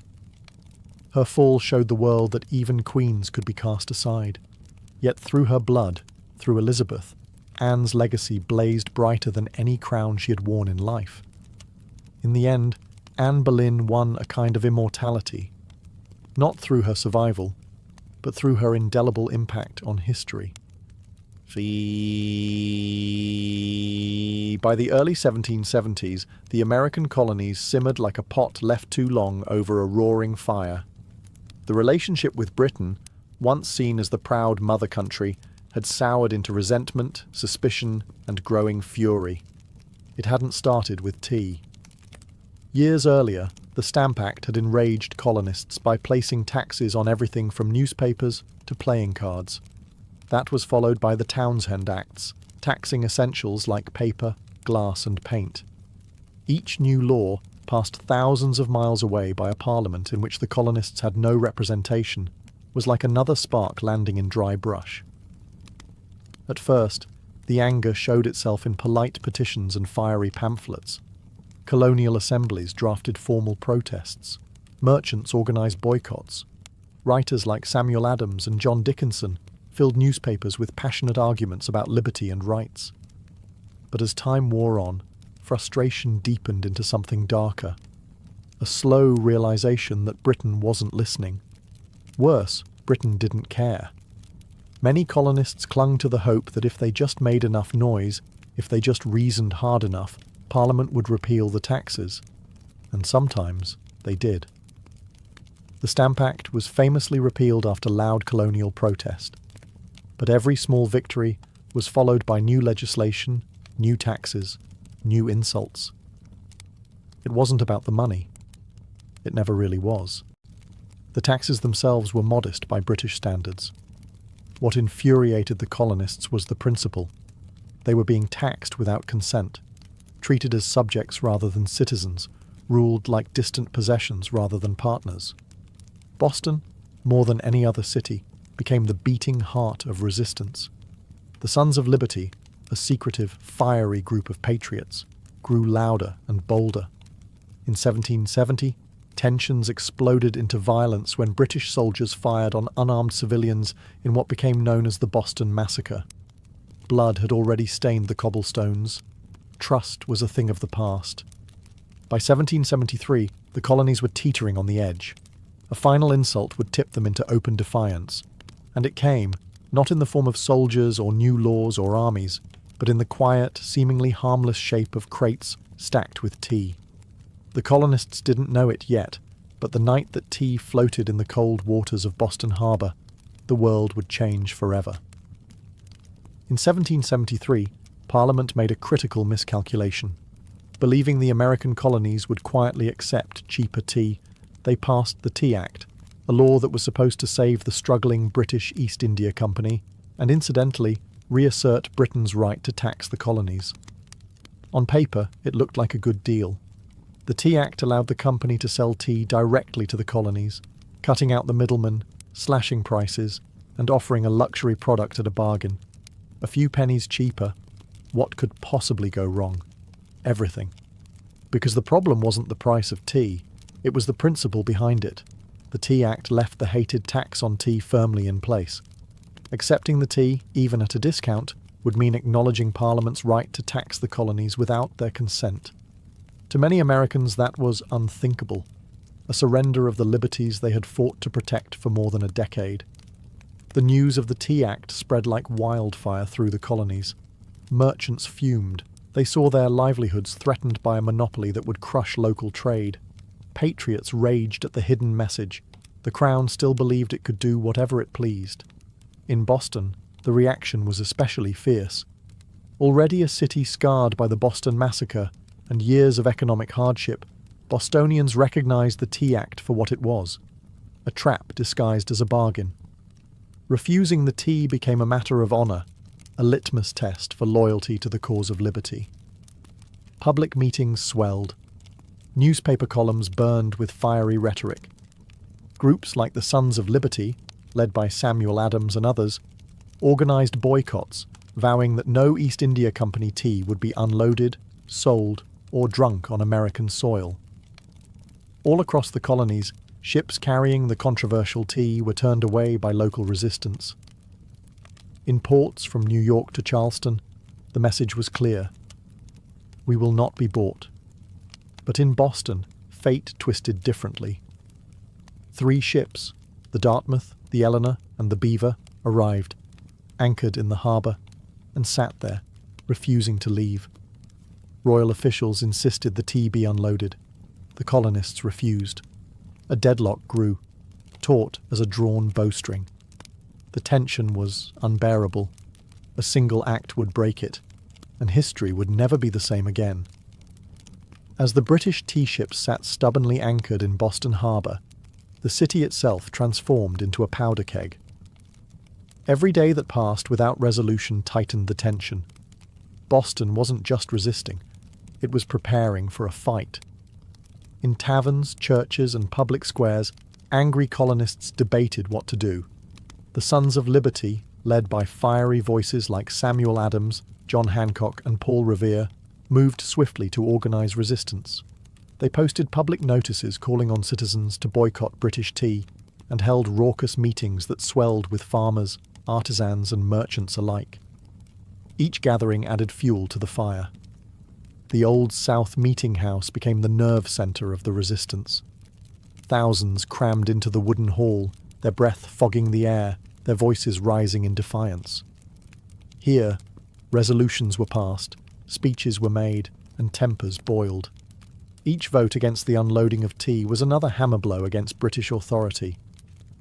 But while the people of Boston stood united, the clock was ticking. British law demanded that imported goods, like tea, be unloaded and the tax paid within 20 days. If the ships remained after the deadline, customs officials would seize the cargo and the tax would be collected by force. The Sons of Liberty understood that once the tax was paid, even under protest, the principle would be lost. It wasn't just about the tea anymore. It was about whether the colonies would accept being treated as subjects without rights, or whether they would stand and fight for their future. Meanwhile, the Royal Governor of Massachusetts, Thomas Hutchinson, dug in his heels. He refused to let the tea ships leave without unloading their cargo, demanding that the law be obeyed, colonial outrage be damned. To him, backing down meant admitting that mobs, not monarchs, ruled the colonies. Boston's standoff became a spectacle. Every man, woman, and child knew that something was coming. You could feel it in the air, that cold, sharp sense before a storm when the world holds its breath. All it would take was one spark to ignite an explosion. and somewhere among the crowded streets and crowded hearts of Boston, a decision was quietly taking shape, a plan that would echo across oceans and empires. December 16th, 1773, dawned grey and cold over Boston, a city balanced on the edge of history. For nearly 3 weeks, the tea ships had sat in the harbour like ticking bombs. Now, the final deadline had arrived. According to British law, the tea had to be unloaded and the tax paid within 20 days of a ship's arrival. If it wasn't, customs officials could seize the cargo, and British troops could be called in to enforce the law. Everyone knew it. Everyone knew what was at stake. If the tea came ashore, the principle was lost. If the colonists allowed it, even once, their cause, their claim to rights and liberty, would unravel. That morning, thousands of Bostonians and nearby colonists packed into the Old South Meeting House, the largest building in town. Some had walked miles through the icy countryside to be there. The meeting was so packed that men spilled out into the streets, straining to hear the fiery speeches echoing through the halls. Samuel Adams, the iron voice of rebellion, presided over the gathering. Speaker after speaker rose to denounce the Tea Act, to cry out against tyranny, to urge immediate action. But even among the defiants, uncertainty hung heavy. What could be done without sparking outright war? How could they stop the tea without opening the floodgates to brutal retaliation? As the afternoon wore on, riders galloped in with grim news. Governor Thomas Hutchinson remained unmoved. The ships would not be allowed to leave without unloading. The tea would be seized, the tax collected, the king's law enforced. The crowd buzzed with fury. The walls of the meeting house seemed to shudder with the force of it. Yet Samuel Adams stood calmly and spoke the words that signalled the end of debate. This meeting can do nothing more to save the country. A simple sentence. But everyone knew what it meant. There would be no more petitions, no more compromises. Action would be taken. Outside, a war whoop cut through the gathering gloom, the signal. Men disguised themselves quickly, smearing soot on their faces, donning blankets and feathers in crude imitation of Mohawk warriors. It wasn't about fooling anyone. It was about creating a symbol, a message no one could mistake. The deadline had passed. Boston would answer not with words, but with defiance. As twilight deepened over Boston on December 16, 1773, the quiet streets began to stir. Figures moved through the shadows. Ordinary men cloaked in rough blankets, their faces blackened with soot, some adorned with feathers. They weren't trying to fool anyone into believing they were real Mohawks. Their disguise was symbolic, an act of shedding their old identities, of taking a stand as something new, something fierce. By the dozens, they made their way to Griffin's Wharf, where the 3 tea ships, the Dartmouth, the Eleanor, and the Beaver, lay anchored. The harbour water churned cold and dark beneath them, thick with the sharp bite of winter air. There was no shouting, no drunken chaos. This was not a riot. It was a mission, carried out with calm, ruthless precision. Armed with hatchets and clubs, the disguised colonists swarmed the ships, overwhelming the few crew members still aboard. No harm came to the sailors.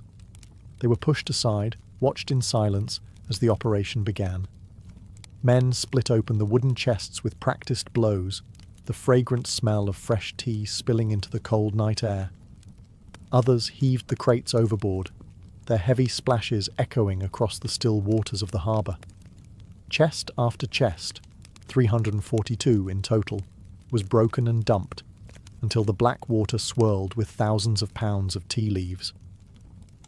Spectators watched from the wharf, silent, awed.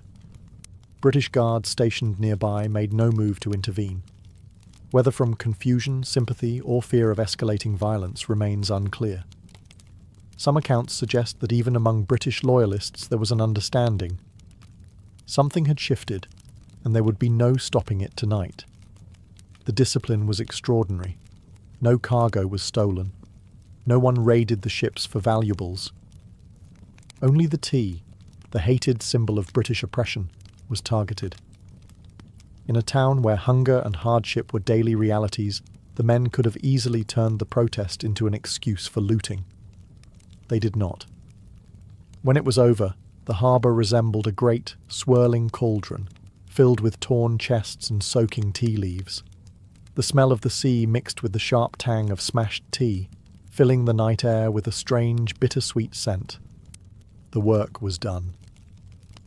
Silently, the men disappeared into the night, vanishing into the alleys and back streets of Boston.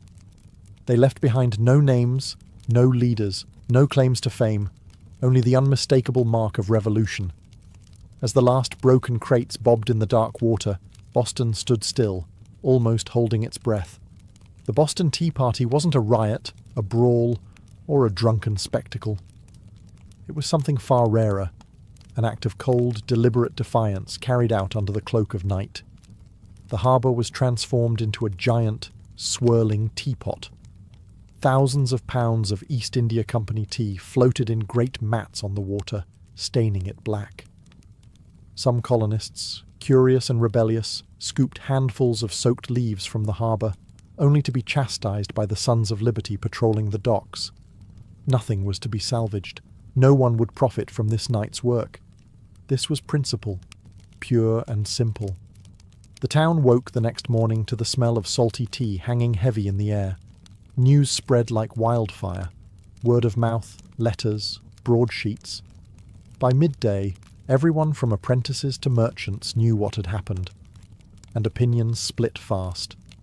Among patriots, there was pride, a fierce, swelling pride that ordinary men had stood up to the mightiest empire in the world and struck a blow for liberty. Among loyalists and moderates, there was horror. To them, the destruction of property was reckless, dangerous. Had the colonies crossed a line they couldn't walk back from? Governor Thomas Hutchinson raged in his mansion, furious not only at the destruction but at the message it sent. If the king's authority could be defied so brazenly in Boston, where else might rebellion spark? British officials were stunned. They had expected protests, boycotts, maybe another riot like those that had broken out over the Stamp Act.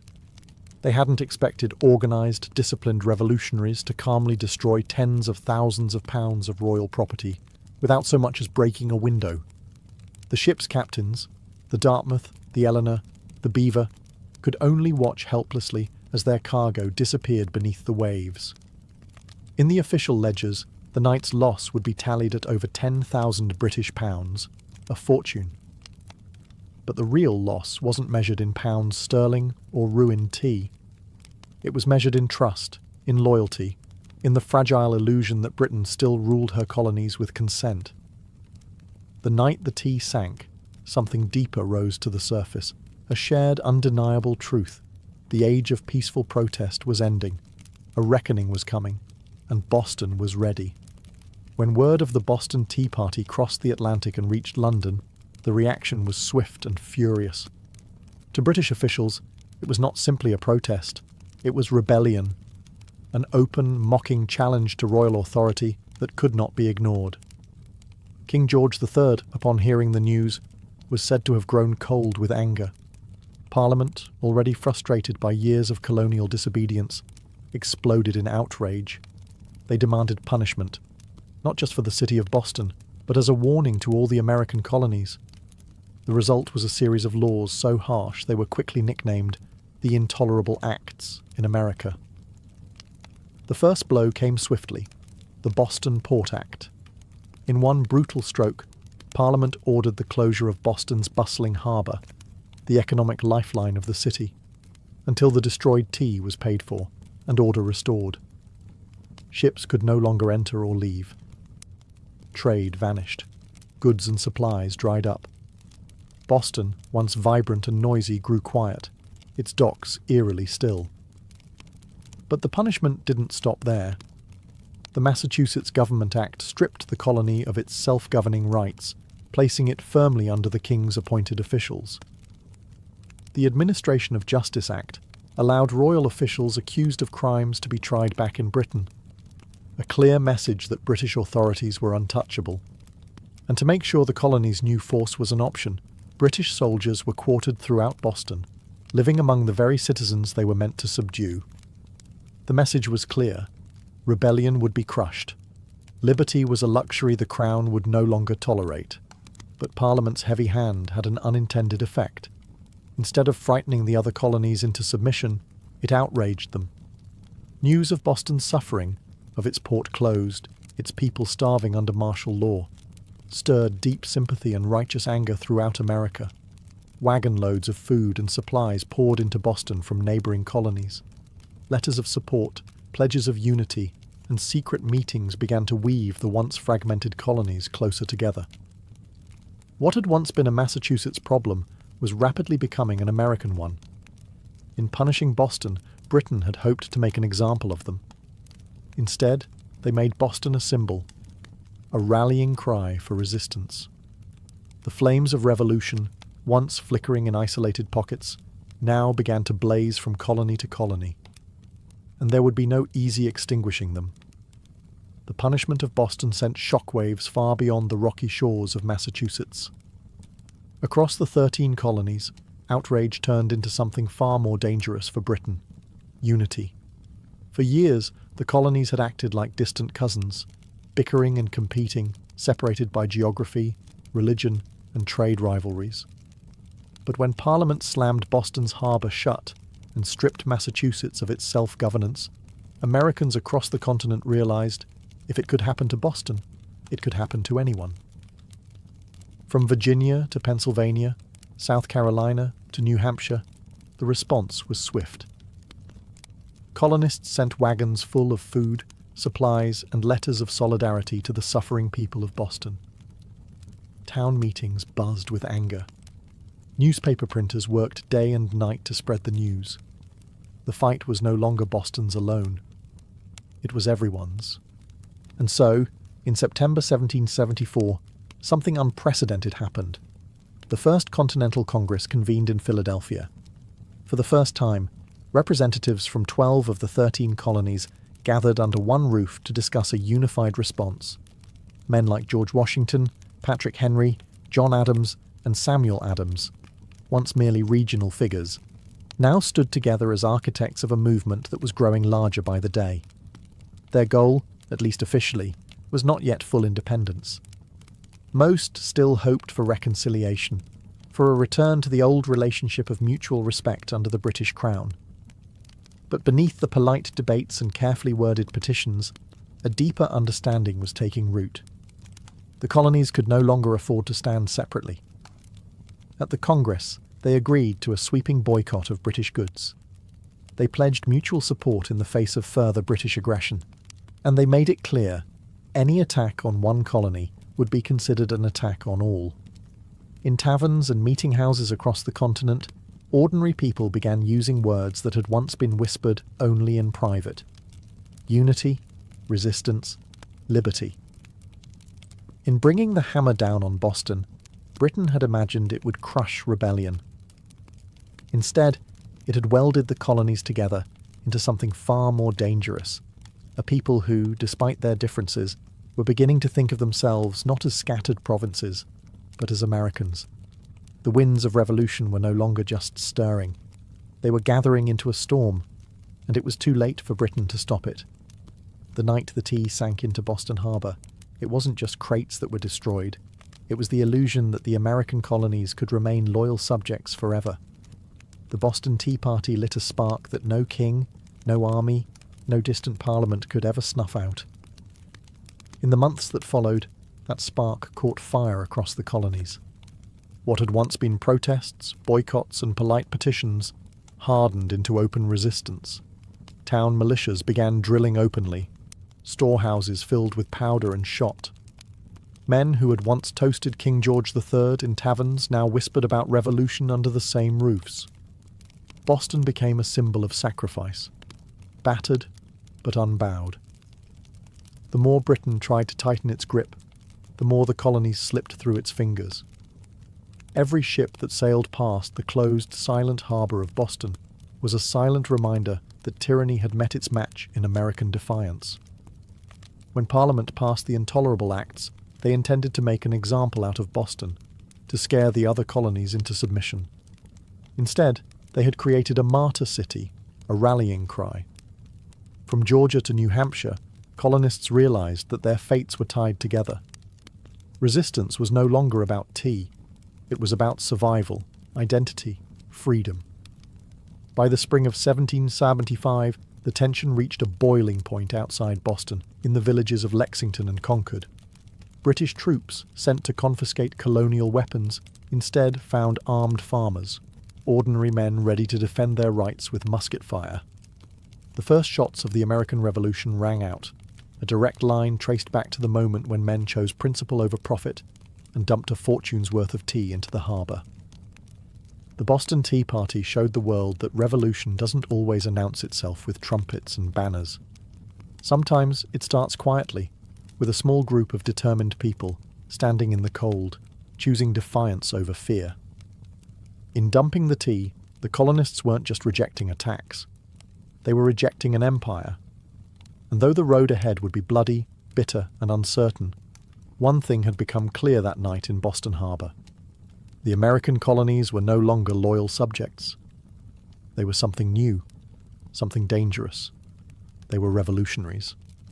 And they were just getting started. All before the towering pyramids of Giza, before Mesopotamian cities buzzed with life, before Stonehenge stood against the sky, there was Corral. Hidden away in the dry valleys of coastal Peru, Corral rose in silent majesty nearly 5,000 years ago, then faded into near-complete oblivion, swallowed by sands and forgotten by history. For centuries, the world did not even know it existed.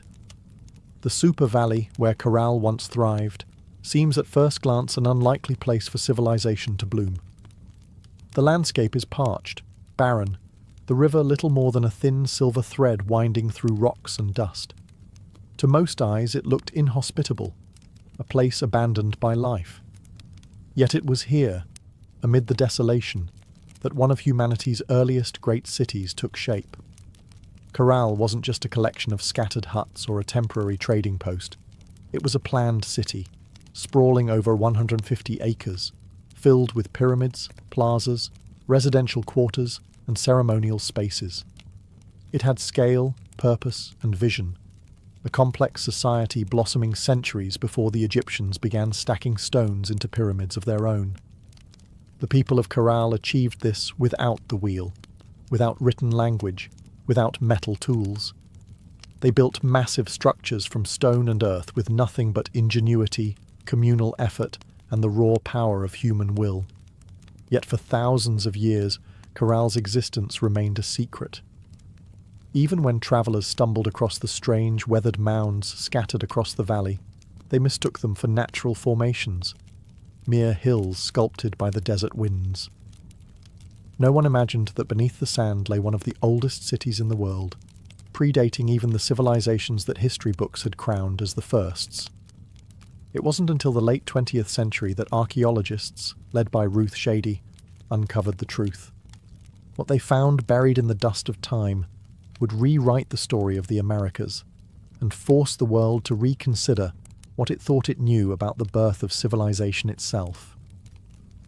Corral had risen, flourished, and fallen in total anonymity. Now, after millennia of silence, its stones are speaking again, whispering of a peaceful, intelligent people who built a world of complexity and wonder in a land where life itself seemed impossible. And this was only the beginning of their story. At first glance, the Supi Valley looks like a place where life should struggle to exist. Harsh winds sweep across endless stretches of sand and stone. The sun beats down mercilessly, drying out the earth, baking the landscape into cracked, brittle sheets. Water is scarce, the river a meandering thread fighting for survival. To the untrained eye, it is a wasteland, barren, empty, forgotten by the gods. But the people of Corral saw something different. They did not see a desert to be feared. They saw a canvas to be shaped. They recognized the river, however modest, as the lifeblood of possibility. And so, with patience, ingenuity, and sheer determination, They turned this unforgiving place into a thriving oasis of life and culture. Their first victory was agriculture. They learned to tame the river's seasonal floods, building simple but brilliant irrigation systems that channeled water across the valley floor. Where others saw sand and dust, they coaxed green shoots of hope: cotton, beans, squash, guava, sweet potatoes. Cotton, in particular, became their treasure. It was spun into fishing nets and textiles, fueling trade with coastal villages and creating bonds that stretched far beyond their desert home. But growing crops was only part of their mastery. The people of Corral understood that survival in the desert required balance. They worked with nature, not against it. They built their homes and plazas from stone and earth, designed to withstand both scorching heat and the rare, punishing rains that occasionally swept through the valley. They studied the stars and seasons, planning their harvests with the precision of master astronomers. Trade became the veins and arteries of Corral's economy. Dried fish, cotton, fruits, and handmade goods flowed up and down the coast. In exchange, Corral received exotic goods: colourful shells from the Pacific, rare stones from the Andes, ideas from distant peoples. They were not isolated, they were connected. In a land where survival seemed impossible, Corral thrived through intelligence, innovation, and community. They didn't conquer the desert with brute force. They partnered with it, learning its rhythms, respecting its power, building a society that was not just functional, it was extraordinary. Against the odds, Corral blossomed into a beacon of civilization. And it was only beginning to rise. Rising out of the desert like ancient guardians, the pyramids of Corral defy everything we thought we knew about early civilization in the Americas. These were not small, crude structures built by primitive hands. They were massive, deliberate works of architecture, created by a people with vision, organization, and ambition. The centerpiece of the city was the Pyramid Mare, the largest of Corral's monumental structures. It stretched more than 450 feet in length and towered nearly 60 feet above the desert floor, a feat of engineering on par with the early wonders of the ancient world. Built from stone, mud, and woven reed bags filled with rocks, the pyramid was designed not just to endure the harsh climate, but to withstand the punishing earthquakes that occasionally rattled the region. And endure it did, standing silent against wind and time for nearly 5 millennia. But the pyramids of Corral were not tombs. Unlike the massive burial complexes of Egypt, Corral's pyramids served a different purpose. They were centers of ceremony, power, and public life. Temples and gathering spaces crowned their summits, accessible by broad, elegant staircases. Fires once burned atop these platforms, and rituals were held beneath the endless Peruvian sky. At the foot of the pyramids, vast plazas opened up, sunken and circular, inviting thousands to gather for religious ceremonies, political meetings, and communal celebrations. The very design of Corral's cityscape suggested a society that prized community and order, a people deeply connected to one another and to the cosmos. Around the pyramids, smaller residential complexes fanned out, likely home to priests, administrators, artisans, and farmers.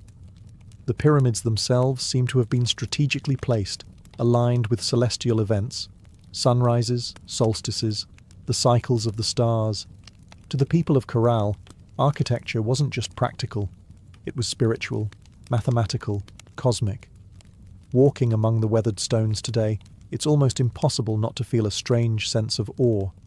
These structures were raised without metal tools, without the wheel, without beasts of burden. Yet they rose with symmetry, scale, and staggering precision. The great pyramids of Corral were not built for vanity, nor for war. They were built to connect earth and sky, community and cosmos, humanity and eternity. And they still whisper across the sands, telling a story that refuses to be forgotten. Among the ruins of Corral, there is something profoundly different, something that sets it apart from so many ancient civilizations. No weapons have been found buried beneath its sands. No defensive walls circle its plazas. No mass graves hint at bloody conquest or internal strife. Unlike the kingdoms that rose and fell through war, Corral was a society built on peace. It's a revelation that defies expectations. Here was a civilization that flourished not through violence, but through cooperation, trade, and shared belief. The people of Corral seem to have invested their energy not in armies or fortresses, but in architecture, astronomy, music, and communal life. Their plazas and pyramids weren't monuments to victory over enemies. They were centers of celebration, worship, and governance. This was a civilization that chose to gather rather than conquer, to negotiate rather than destroy. Trade was the lifeblood of Carroll's success. Cotton, grown along the fertile riverbanks, was spun into fishing nets that were traded with coastal communities. In return, Carroll received dried fish, an essential source of protein, and exotic goods from faraway places, colourful shells from the Pacific, precious stones from the highlands, and even rare tropical fruits from distant valleys. This wide network of trade stitched the region together, binding far-flung communities into a peaceful web of mutual benefit. And in the centre of it all, Corral thrived as a cultural and economic hub. Religious and ceremonial life played a vital role in maintaining social harmony. The city's grand public spaces and sunken plazas likely served as stages for rituals that united the people under shared spiritual beliefs. Music filled these gatherings, flutes carved from condor bones, drums made from deer hides, creating soundscapes that echoed across the desert, tying individual lives to something greater. Leadership, too, appeared to rely less on military strength and more on spiritual authority and civic organization. The city's leaders must have coordinated massive construction projects, seasonal agricultural cycles, and complex trade agreements, all without leaving behind the brutal scars of war. In an ancient world so often defined by conflict, Corral stands as a shining exception, a reminder that civilization does not have to rise on the broken backs of the conquered. It can instead be built by the quiet power of collaboration, creativity, and trust. At Corral, the stones still seem to hum with echoes of a world long gone. It was not just a city of buildings and trade. It was a city alive with sound, ceremony, and spiritual rhythm. Music and ritual were woven into the very heartbeat of Corral's civilization.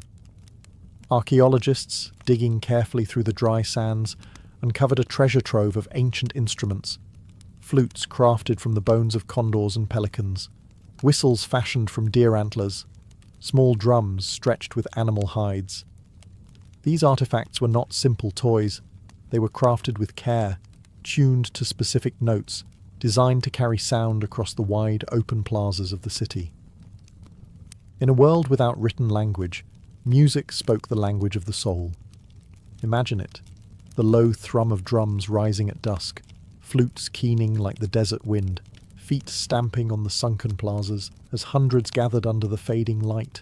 Fires would crackle atop the pyramid platforms. Priests, dressed in intricate woven garments, would chant to the gods of the river, the earth, the stars. In those moments, Corral was not just a city, it was a symphony. The layout of Corral itself suggests that ritual life was at its core. The grand plazas were not mere open spaces. They were stages for communal ceremonies, carefully designed to draw people together.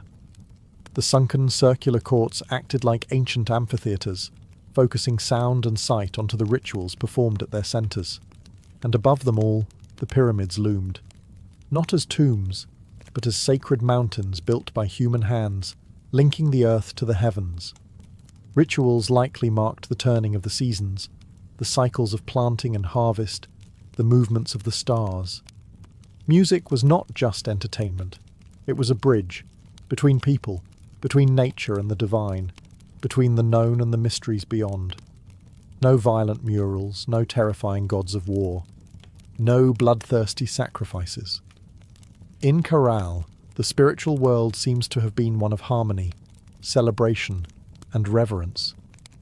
Even today, when the desert wind whistles through the ruins, you can almost hear it. The faint strains of ancient music, the forgotten songs of a people who found beauty, meaning and connection in the heart of the harsh, endless sands. Carroll wasn't just a place of music, trade and ritual. It was a marvel of engineering, a testament to human ingenuity in one of the harshest landscapes on Earth. Without metal tools, without the wheel, without draft animals, the people of Corral shaped a city of stone and earth that has endured nearly 5,000 years. Their achievements were astonishing. Massive pyramids rose from the desert floor, constructed not with small, fragile bricks, but with enormous stones carried across the dry valley. Workers transported rocks using reed bags, ingenious baskets strong enough to bear heavy loads, woven from the very plants that grew along the riverbanks. Layer upon layer, they built with care, stacking stone and filling the interiors with rubble to create structures that could withstand not only time, but nature's fury. And they understood nature well. Corral lies in a region prone to violent earthquakes, yet their pyramids and plazas survived largely intact. How? By mastering earthquake-resistant architecture. Builders used flexible construction techniques, layered fills, wide foundations, and rounded corners that allowed their monuments to absorb and dissipate seismic energy. It was engineering born not from textbooks, but from an intimate knowledge of the earth itself. Water management was another silent triumph. Despite living in a desert, the people of Corral developed sophisticated irrigation systems. Channels and canals carefully guided river water to their agricultural fields, allowing crops to flourish even during dry seasons. No water was wasted. Every drop mattered. The layout of Corral itself reflected brilliant urban planning. Major structures aligned with key astronomical points, suggesting a deep understanding of the solar cycles.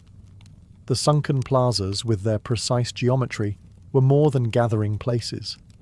They were instruments for tracking the heavens, allowing priests and astronomers to predict seasons crucial for survival. Even the city's organization spoke of a complex society. Residential zones, administrative areas, ceremonial centers, all were arranged in harmony, balancing communal life with sacred spaces.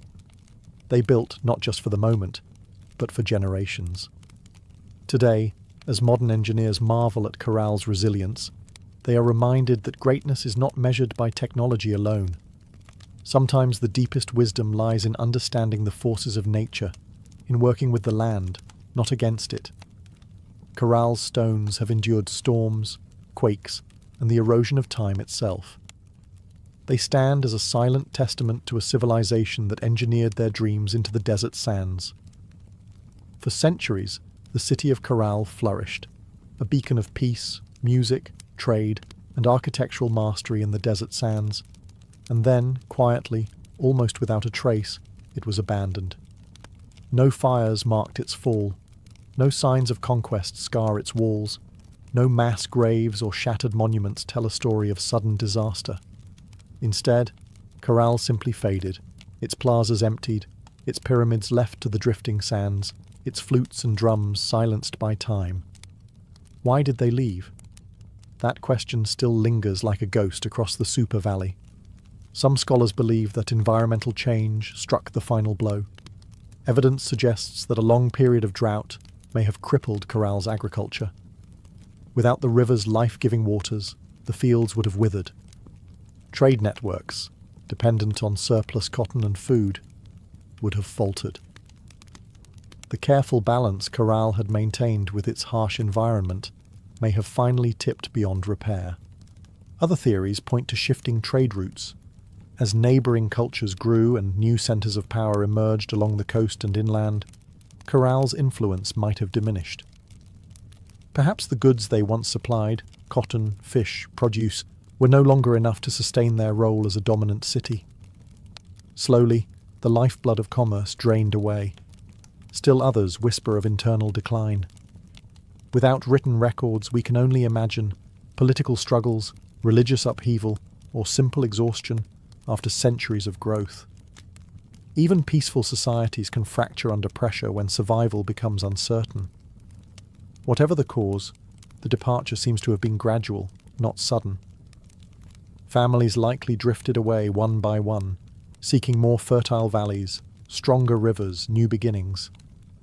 Children who once ran across Corral's plazas grew up telling stories of a lost city behind them, stories that would eventually fade into legend. The desert reclaimed what humans had built. Winds carried fine sand over stone temples. Flutes lay buried beneath shifting dunes. What had once been a humming, vibrant civilization became a field of silent, sleeping mounds. For nearly 4,000 years, Corral remained hidden, a whisper beneath the sands, waiting. Today, as archaeologists carefully uncover its stones, the question still burns. How does a city so advanced, so beautifully crafted, simply vanish? Perhaps the truth is that even the greatest civilizations, no matter how wise or peaceful, are still fragile, threads woven into the tapestry of time, forever vulnerable to the unseen forces of change. For millennia, Corral lay forgotten, buried beneath the silent sands of the Super Valley. Travelers passed the strange, rounded hills that dotted the landscape, never suspecting that beneath their feet lay the ruins of a civilization older than the pyramids of Egypt. To them, these were just natural formations, mounds shaped by the wind and time. It wasn't until the late 20th century that the world would finally hear Corral's voice again. In the 1990s, Peruvian archaeologist Ruth Shady led a team into the Soup Valley, driven by curiosity and a growing sense that these hills might hold secrets no one had yet uncovered. What they found would rewrite the story of human civilization in the Americas. Layer by painstaking layer, the sand was brushed away. Beneath it emerged walls of carefully cut stone, grand staircases, sunken plazas, pyramids, a city far older than anyone could have imagined. Radiocarbon dating confirmed the unbelievable. Corral was over 4,600 years old, thriving at the same time as the earliest civilizations in Mesopotamia and Egypt. It was a discovery that shook the foundations of archaeology. Before Corral, scholars believed that civilization in the Americas developed much later, shadowed by the great empires of the Old World. Corral changed everything.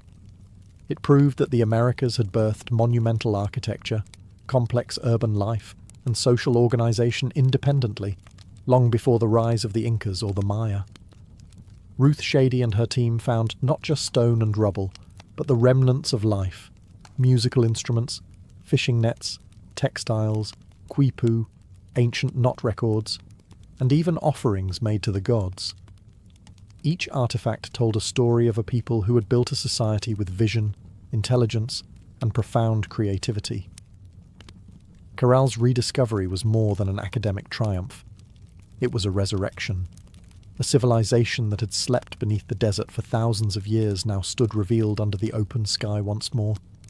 Its plazas kissed by the same winds that had once carried the sounds of flutes and the laughter of children. Today, Corral is recognized as a UNESCO World Heritage Site, a fragile, priceless link to humanity's earliest dreams of building, belonging, and believing. The sands had hidden Corral well, but in the end, the stones endured, waiting for someone to listen, to see, to remember. Corral stands today as a silent giant, a reminder that civilization's roots stretch far deeper than we once believed. Among its pyramids and plazas, the ancient stones whisper a story that reshapes our understanding of humanity's journey, a story not of conquest and bloodshed, but of harmony, ingenuity, and hope. Long before the towering empires of Greece, Rome, or even Egypt, the people of Corral were building something extraordinary. They raised pyramids without the wheel. They mapped the stars without written records. They created a thriving society rooted in trade, music, ritual, and engineering, all without leaving scars of war upon the land. In an era often defined by conflict, Corral offers another vision of what civilization can be, a society that valued connection over conquest, knowledge over domination. It reminds us that complexity does not require violence, that greatness is not measured by how many armies march across a battlefield, but by how a community comes together to build, to create, to dream. Carol's legacy reaches far beyond the dry sands of the Soup Valley. It challenges old assumptions that civilization had a single cradle, that urban life and monumental architecture belonged first to the Old World. Corral proves that humanity's spirit of innovation and aspiration arose independently in many corners of the earth, shaped by different hands, but driven by the same eternal desires: to endure, to celebrate, to reach toward the divine. Today, walking among Corral's weathered ruins, you can almost hear it. The pulse of drums, the low hum of flutes, the murmur of traders bargaining in the plazas, the laughter of children racing through stone alleys under a sky of endless stars. Their lives, their dreams, their stories are still with us, etched into the bones of the earth. Corral teaches us that even when civilizations fall, their spirit can endure, sleeping under sands, waiting to be remembered, waiting to inspire again. In the great timeline of human history, Corral shines not just as a relic of the past, but as a beacon for the future. A reminder that, even in the harshest deserts, even under the heaviest sands, the seeds of wonder, wisdom, and peace can take root, and build a world that reaches for the stars.